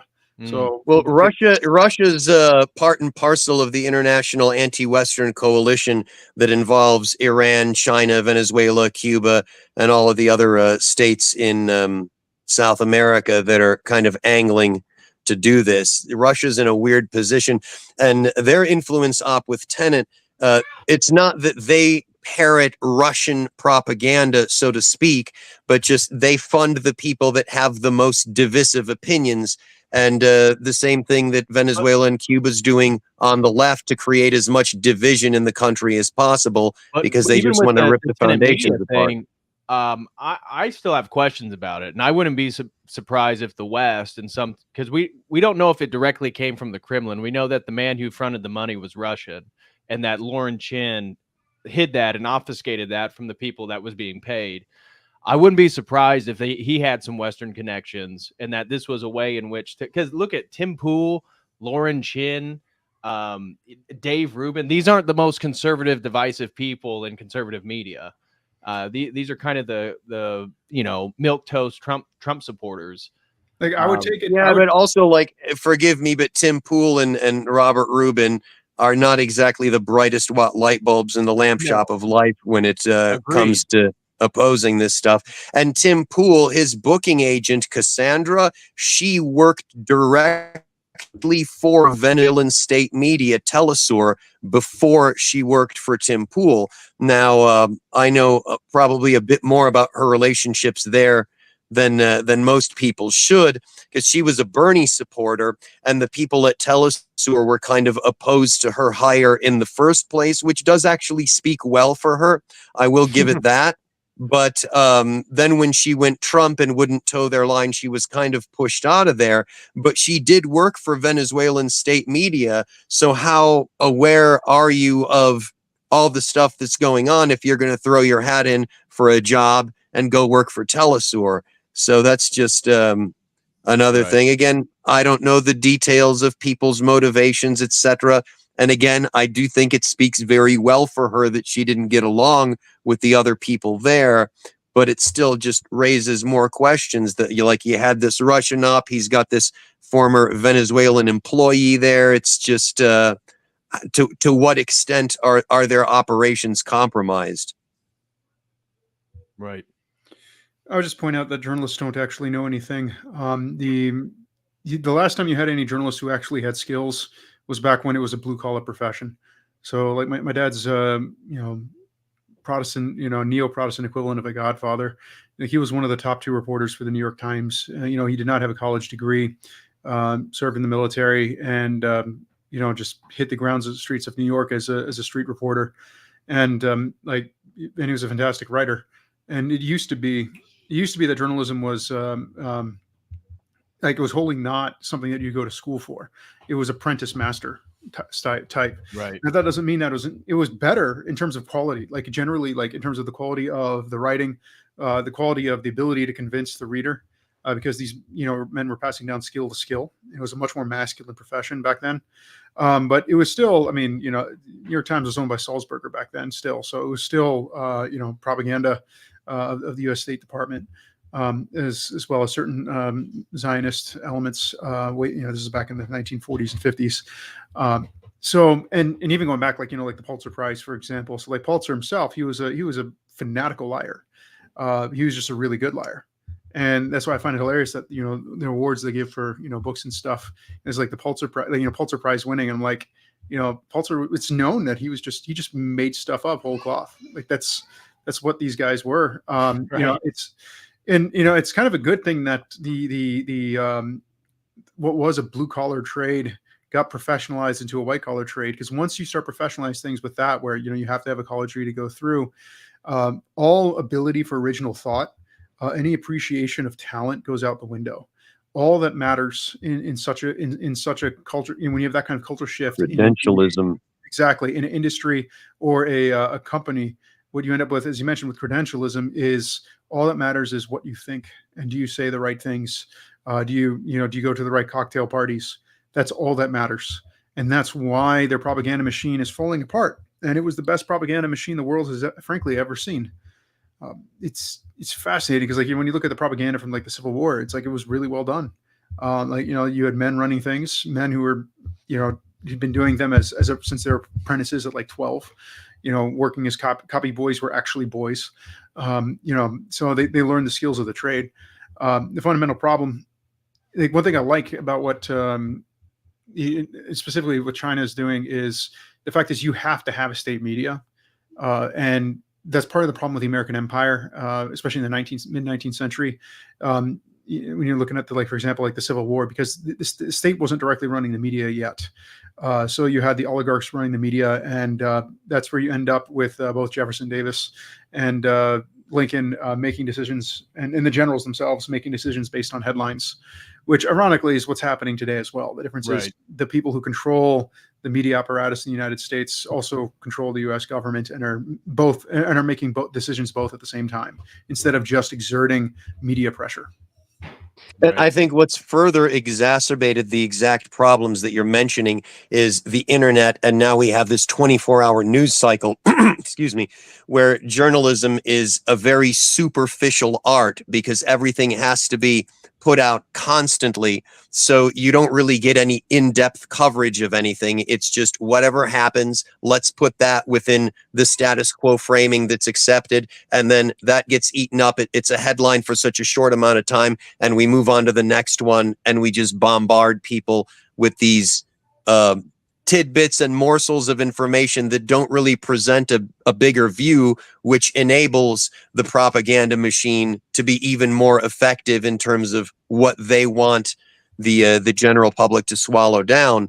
And since the dissolution of the Subversive Activities Control Board, there's been no intelligence-based approach to investigating the subversive networks, the influence networks that are actually doing any of this.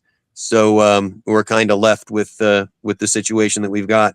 Right, and it leads to like this false dialectic with Republican, Democrat. You just watch the majority of conservative media covering something, and it's this dialectic, and then they'll talk about the neocons. And can you believe that the Cheneys did XYZ, when neoconservatism is tied with Trotsky and Marxist thought in general, and that's why they align together and they have the same goals.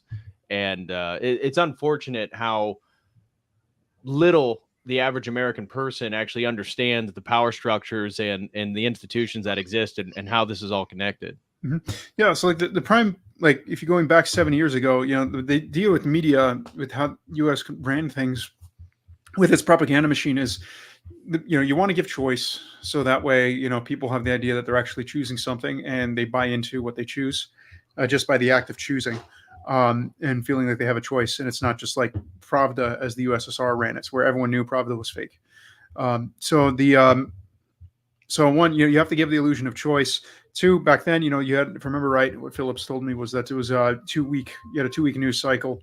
And that's about, what do you call it? Yes, a little bit. I get that all the time. Doggone it. I was leaning into it for a while. I even have a black bow tie for the sake of that. Shucks. Yep. So like you had the 2-week election or 2-week news cycle, and so that way all you need is 2 weeks, and you can shift the narrative every 2 weeks. What you mentioned with the 24/7 news cycle, it's not just the ability to change the narrative on a dime. The real advantage of it with the media, with the news, especially with social media, is the fact that you can bombard people with so much noise. People who are bombarded with noise, they're not actually capable of making decisions, and they're just wasting their time completely. That's even for the ruling class, from their perspective, they see that as even better in terms of their ability to hold on to the reins of power. It sucks in terms of trying to develop a population that can think and actually fight a war and win it. Right. Yeah. And that's why I am paying attention to which states are looking at least to ban social media among children. I know, Texas has put age restrictions, etc., on pornography, and that has had an effect. And if they do the same with social media, I would take the Texas elites. Look, have you guys heard that 42 states attorney generals have come out and they want warnings on social media the same way as on cigarette packs, so that when you log in, it will have a warning that it's bad for your mental health? I did not hear that. Yeah, that just I think that came out today. Wow. I don't know what good a warning on the pack is going to do for social media. I frankly think that they should restrict it by age and only so many hours per week if you're under 18 or something like that. But that would be seen as tyrannical, what I believe is dangerous. Yep. But what you mentioned about dialectical thinking, people don't realize how much our entire world is framed with that Marxist paradigm. That's such a Hegelian way of looking at the world. And we're just brought up to have that as a natural way of considering things. The thesis and antithesis, and that's exactly how everything is framed. Right. And you almost can't break free of it because people are trained like dogs in a Pavlovian way to just think of the antithesis as soon as they're presented with one. Just like you mentioned, the coverage of all the right-wing media is exactly that. Right. And that's something I remember the word. It was artel, worker artels of the Tsarist era. The for example, so an alternative to capitalism, people are like, well, we don't want Marxism, but so capital, what on earth would be the alternative to capitalism?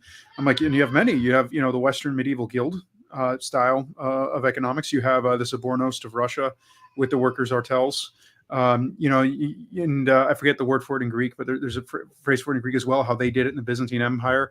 There are many alternatives in terms of feudalism economy. Yeah. There are many different alternatives to how to run an economy of a state. And fundamentally, the ones that work the best are the ones where the head of state, the monarch is, or in the case of a Franco, a dictator, runs it like a household, literally economia, household management. That's the root of the word economy. And Franco actually ran the Spanish economy like a household at macro scale. There are some things that don't apply, like monetary, how you behave monetarily at a macro scale is very different than a micro scale, but that's a separate topic that would take forever to go through. But you look at the Spanish miracle that happened under Franco, where it was just booming, booming growth. So the idea that authoritarians can't have successful economies. It's like, well, I know the czars were authoritarian, and the capitalists in America were absolutely so terrified of what Russia would become if it wasn't stopped that they funded the Bolsheviks. So it's like, yeah, you can have good central planning that works. I mean, even the United States itself, if wasn't centrally planned by a czar or a Franco, where you had one head at the top. But if you look at the 19th century, where the U.S. was booming through, especially when it embraced the American School of Economics, even Tragedy of Hope, it talks about how you had 300 families that had controlling interests of the entire American and British economies, and these 300 families would routinely meet and they would plan. It was literally central planning by oligarchs. The difference is, in the 19th century, Britain, the British Empire, had very competent oligarchs, whereas today competency has gone to crap. So that's the distinction. And in the case of the USSR, when part of why the central planning of the Soviet Union was such a catastrophe is because they literally killed off anyone who knew anything. So if you kill off anyone who knows anything, well, that's why the 300 people meeting to plan the USSR economy failed utterly in the 1920s, whereas the 300 That's why I'm here. Shucks. Yeah, and that's my grandfather was one of the people they wanted to kill. Mm-hmm. Whereas in the United States, you had 300 competent people who were meeting every year, making long-term plans for the American economy, and America kept booming until they decided to, you have a shift. You have a new tribe that comes into the block, and then you have this decision to migrate the Anglo-American establishment to China, which, yeah, Thank you, Sean. Well, Yeah. you earlier, Jose, you earlier were talking about World War III and geopolitics to some degree, and Are you familiar with Brzezinski's The Grand Chessboard that came out, I think, in '96 or '97?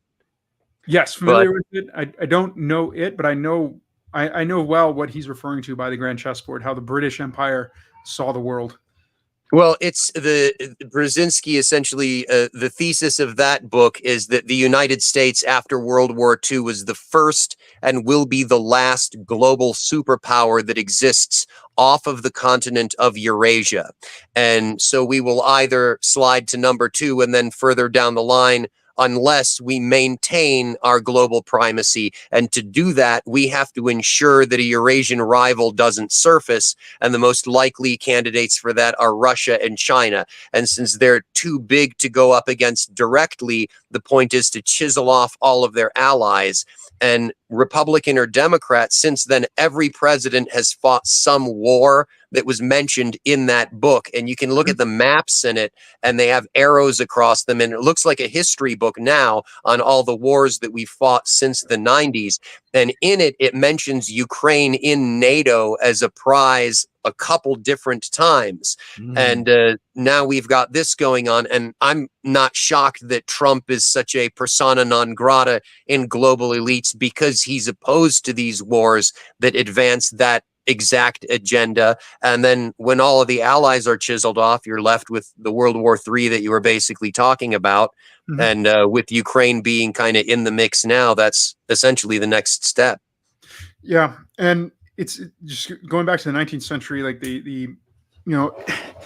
it's funny how the British thought, the British elite really thought that the Russians were trying to, take India and all that and keep them out from getting into the Eurasian continent, because the British themselves, Brzezinski wasn't the one who came up with that idea. The British already had that idea.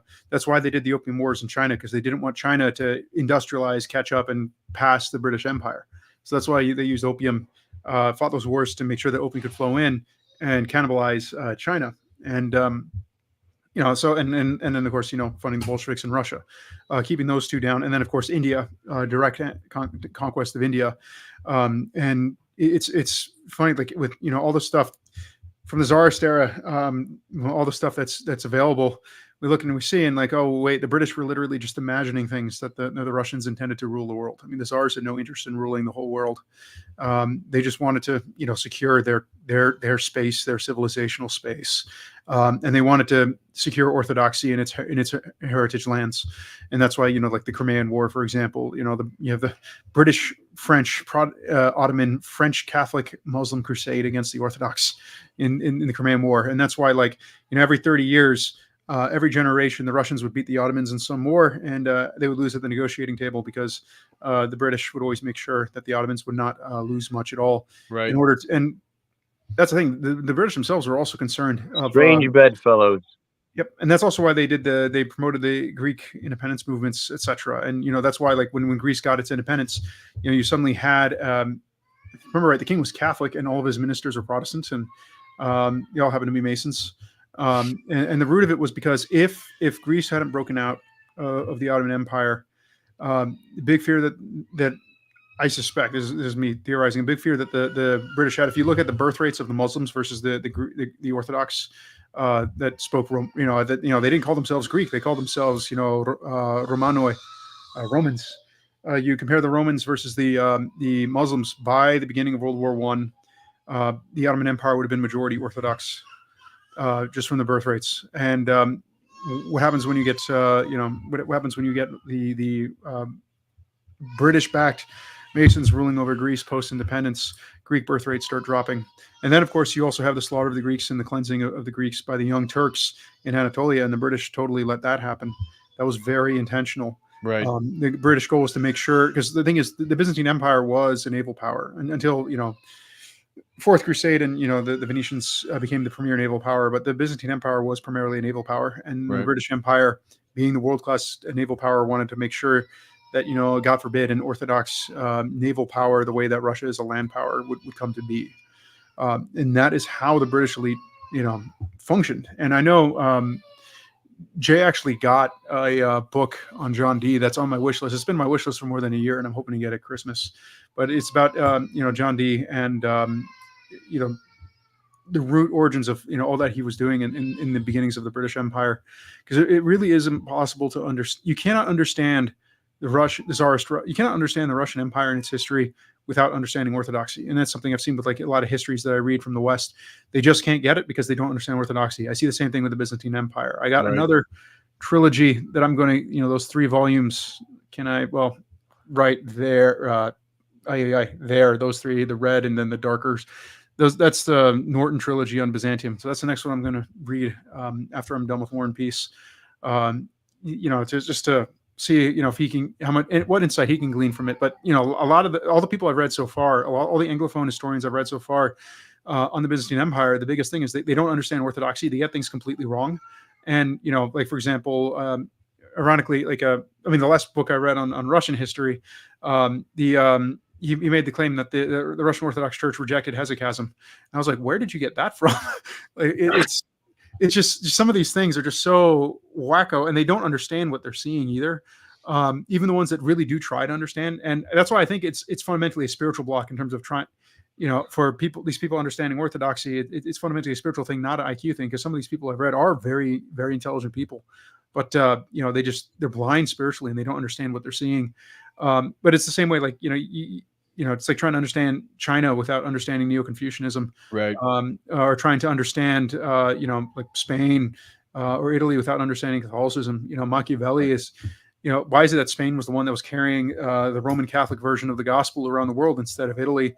And Machiavelli himself even said it in the 1510s. I forget what year he wrote down in his discourses, but essentially the closer you get to Rome, the more atheism and the more impiety. The farther you get from Rome, the more pious, the more Christian people get. And he saw Rome. He actually blamed the Roman Church fundamentally for why, or specifically the Papal States, for why Italy was not able to coalesce into a premier monarchical power the way that France and Spain were, and why it was not able to establish overseas, become a proper, Catholic empire, because the Vatican was always trying to keep all the states next to it as weak as possible to prevent it from being absorbed. What's the source on that? I'm pretty darn interested and would like to read up on that. Yeah. So it's Discourses on Livy by Machiavelli. I strongly recommend that book. It's also fantastic, just for like learning about, if you want to learn how republics work in general, that's a fantastic book to start with. Because his chief study, of course, is the Republic of Florence and the various republics that existed there in Italy. And he's going through the Roman Republic, history of the Roman Republic, specifically like the first 10 books of Livy. So if you want to read Livy beforehand, you can do so. You don't necessarily need to do so, but if you do read the first 10 books of Livy, you don't have to read all of Livy, and it's super long if you read all of it. So, you only need to read the first 10 books of Livy, and the individual books themselves are not that long. So I'd be like 10 books of Livy is like equivalent of like a two book read. So you read those first 10, you can read Discourses on Livy, and you'll understand when he's making these references back to the Roman Republic. And fascinatingly, and this is something, I don't want to drag it back to Texas, but he talks about how there's a section where he talks about how to turn a republic into a tyranny, whether it be a monarchy or dictatorship or what have you. And there are 3 things he recommended. So one is, which is what the European Union states have done, is that you become a client state to a more powerful state. That way, you are no longer, as a Republican leader, you're no longer dependent on a voter base or a selectorate is a more accurate term, because the money class are the ones that are the selectorate. So you don't have to depend on your local selectorate anymore. You got a big boss who's funding you and keeping you in power, and you're their puppet, and you just suck up to them. And that's how you can achieve total control over your republic. So Germany, France, all the European nations essentially are doing that in regards to the United States. The third way he mentioned, I'll save the second because that's the one that's the most interesting to me. The third one he mentioned, of course, is foreign mercenaries, which is what the United States is doing. Right. So you bring in foreign mercenaries, so that way you have a people group that, and of course that goes back to Aristotle, if I remember right. So you're dependent on, you have a manpower pool, military pool that is independent of the support from the citizenry. The second way, which is I'm very interested in because it's something tells me it jives with Tsarist Russia. Given I read a thing on the Romanovs a couple months ago, and it really jived with like how Nicholas II was thinking about reviving or restoring power away from the what do you call it, the aristocracy back towards the czar, the monarchy, czar. The second way is recruit your military solely from the country, from the rural areas, and staff every single position of government, even the ones in cities, from people only from rural areas. Essentially, exile urban people completely from all positions of power. Wow. That is a way to turn a republic into a monarchy/tyranny. And of course, he himself is not a fan of monarchy per se. He considers a republic. He has his own ideal republic, what an ideal republic is. He also has like republics that are not ideal in his view. But it's really fascinating because it's Texas actually there's a push to actually do that in Texas, where you have to win not a majority of the popular vote, but actually win the majority of counties. And if you do that, that swings all electoral power into the hands of rural areas. That actually would be a way. I mean, Sort of like a state-based electoral college type thing. Exactly. And essentially, if we substitute republic, monarchy of what Machiavelli's talking about, and you replace it with liberal, anti-liberal, that is the number one way you can push things to become anti-liberal in the United States, with very few exceptions. I think New Mexico, you have a pretty liberal rural population. Wow. We have a question for you, Jose, that somebody sent in.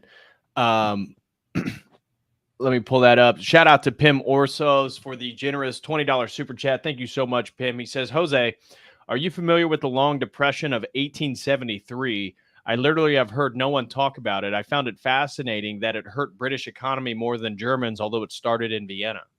I'm not. I'm going to look into that now. So I got my reading to do. 1873. I will look I into it. actually have to get going. It's after 7. I still have a few tiles to finish and need to run down into town right quick tonight to take care of some things before tomorrow. But I appreciate the time and appreciate the panel, gentlemen. So y'all have a wonderful night. Please pray for me. God knows I need it, and I will light some candles for you gentlemen as well. Thank you. And have a wonderful rest of the night. Will do. Thank you, brother. Take it easy. Aye, gentlemen.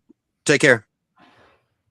All right, Jose, as we wrap up the stream, is there anything else you want to mention or feel like that we may have missed in regards to the topic today? Obviously, we're talking about the debate, but it kind of went into a more expansive conversation on the American political context, the funders, the donors, the power structures, the financiers, all that different stuff. Yeah, I mean, the solution for the individual is still the same. Look out for your own first. Look out for your family, your parish, your locale. Get involved. Even, I mean, I'll be frank, I'm not someone who's really into voting, but I'm going to donate. I definitely will be donating money to local candidates within my local county, just because there are key positions where it's like it's worth being on a first name basis, and just set aside. If I'm setting aside $500 every 2 years, that, I mean, how much of a sacrifice is that really? That's the thing. So think about that in terms of like, what is it that I can do? What is it I can, I will say, you create another email account and use a different phone number, because when you donate, they will blow you up forever. Yep. Yeah. So that's true. So it's, that's my attitude towards it. Just think local. And, and that's the thing, what do you call it? Moving to, it's fascinating where you already have one of the early stages of a civil war. You have people moving based on politics. So, I mean, you had the same thing happening behind in the U.S. Civil War. So, you had, General Thomas, who was a Unionist, Virginia, and, he went with the North. And then you have like a General Pemberton, who was a states writer from Pennsylvania, and he went with the South. So one of the prequels to lead ups to a civil war is people, or also to state collapse, is people moving based on their politics. So it's something to keep in account, you probably, given what's coming, you probably want to be around people who are like you. And the first important, especially Orthodox, is we're safe together, not individually. Right. So you want to stay near. You want to stay near to your parish. Yep. As much as you can. And I know people who have who decide to go Orthodox and they live way out, like 2 hours out past me, and we're driving to church. Like every other week, for 2 hours and 45 minutes. Wow. If it's I mean, if you're from there, in their case, they're from there, but it's like even for me, like I was looking at moving to South Texas, but because my spiritual father is where he is, and he's just such a huge blessing to my marriage, my wife, myself. That's why we didn't make that big move that we were planning to make. And when we did move to the countryside, we did try to get as close as we could, given the financial situation and what we're trying to do. So it's just the thing that, and with life, there's trade-offs. That's just the reality. You're not going to be able to get everything you want. And that's fine. And that's the thing. Like, I mean, maybe, if Kamala wins, like, hey, if debt forgiveness actually happens, just take the win if that actually were to happen. Like, there are a lot of people I know who would be freed. My own journey of paying off my student loans, I managed to pay them off in 19 months. I lived off $800 a month. I lived in an apartment with 3 other guys in a small apartment. The 3 other guys were all doing the same thing, just trying to get ourselves out of debt. We were young guys in our early 20s. And then when I actually paid off the last of the last portion of the debt, I got laid off, and I didn't want to go back into debts, and my lease was running up. So I just went homeless for 3 months until I was back on my feet. And so it's like you got to decide what do you call it? Find places that are more pro-human in general. I mean, even for me, like when I was evaluating, knowing that I would never be able to live in Austin, like in a manner, because Austin is fundamentally, unfortunately, the American urban center is not made for people to live in. I would just evaluate places, like the rural places around, where places where it's within your network. You can get to your network where you can find work, get to your parish community, and what do you call it? Where the people there are on, look for visible things of that indicate people are on average, more moral than the average of the United States. And one of the things that, for example, that I kept an eye out for is large families. Do I see lots of large families? And the place where my wife and I have settled, there's, compared to all the other towns that we were looking at, like there was a lot of large families out here. And it wasn't just like, Catholic Tejanos, you have Anglo-Texan Baptists who have tons of kids. And you have even, a few ex-Mormon families that have a ton of kids. And, anyway, it's just things like that. Things, determine where you want to be when things go down in 10 years. Right. No, I think that's huge. And thinking locally, and working locally, I think that's the future, especially if, things break down as we expect them to, be it the grid or international trade or whatever it may be. It's your local community, and having a parish and a community that you belong to, that's going to be your saving grace. And as somebody mentioned in the chat, Elder Ephraim, shout out to Disgruntled Docs. God bless you and the brother. God bless you and the family, brother. And he said, Elder Ephraim and the monasteries are going to be the refuges. And I think that's going to be the case. So be close to a parish if you can. Obviously, everybody has different circumstances. And more ideally, be close to a monastery, at least within an hour. That's what was recommended by Metropolitan Joseph in Montanica one year. Was ideally, if you're in a position that you can move anywhere right now, move somewhere that's within an hour of a monastery. Oh, that's good. This town meets that obligation too. So there you go. So you're in a good place. But yeah, Jose, go ahead. Yeah. I was just gonna say, and then what's good for me obviously is not necessarily good for you or someone else. It's people have different. All right, Disgruntled Docs. Then we're not that far away from each other. So yeah, we'll have to. Yeah, Disgruntled Docs is a good dude. Yeah, we'll have to get we have to get in contact then. Yeah, because of course it depends which side of Holy Archangels you're from. Maybe you're on the opposite side from me. In that case, it might be 2 hours, but that's life. But thankfully, at least for me, the highway to get to Holy Archangels is the one with the highest speed limit in the state of Texas. So there you go. Well, Jose, thank you so much, brother, for joining. Your commentary, your insight, your historical knowledge, bar none, it's phenomenal and competes with anybody. And I love hearing your perspective on things, and it's always insightful. And I know the chat appreciates it. So thank you for your being here. Thank you for sharing your insight. And thanks for hosting me. Of course, brother. And I'll be back tomorrow night, guys. Rachel Wilson will be joining me. We'll be talking about techno-feminism and the relationship with technology, and especially digital technology, and how it relates with the rise of feminism and the concepts of androgyny. So I will see you all tomorrow night. Thank you all so much. Smash that like. and I'll see you then. As always, until next time, God bless.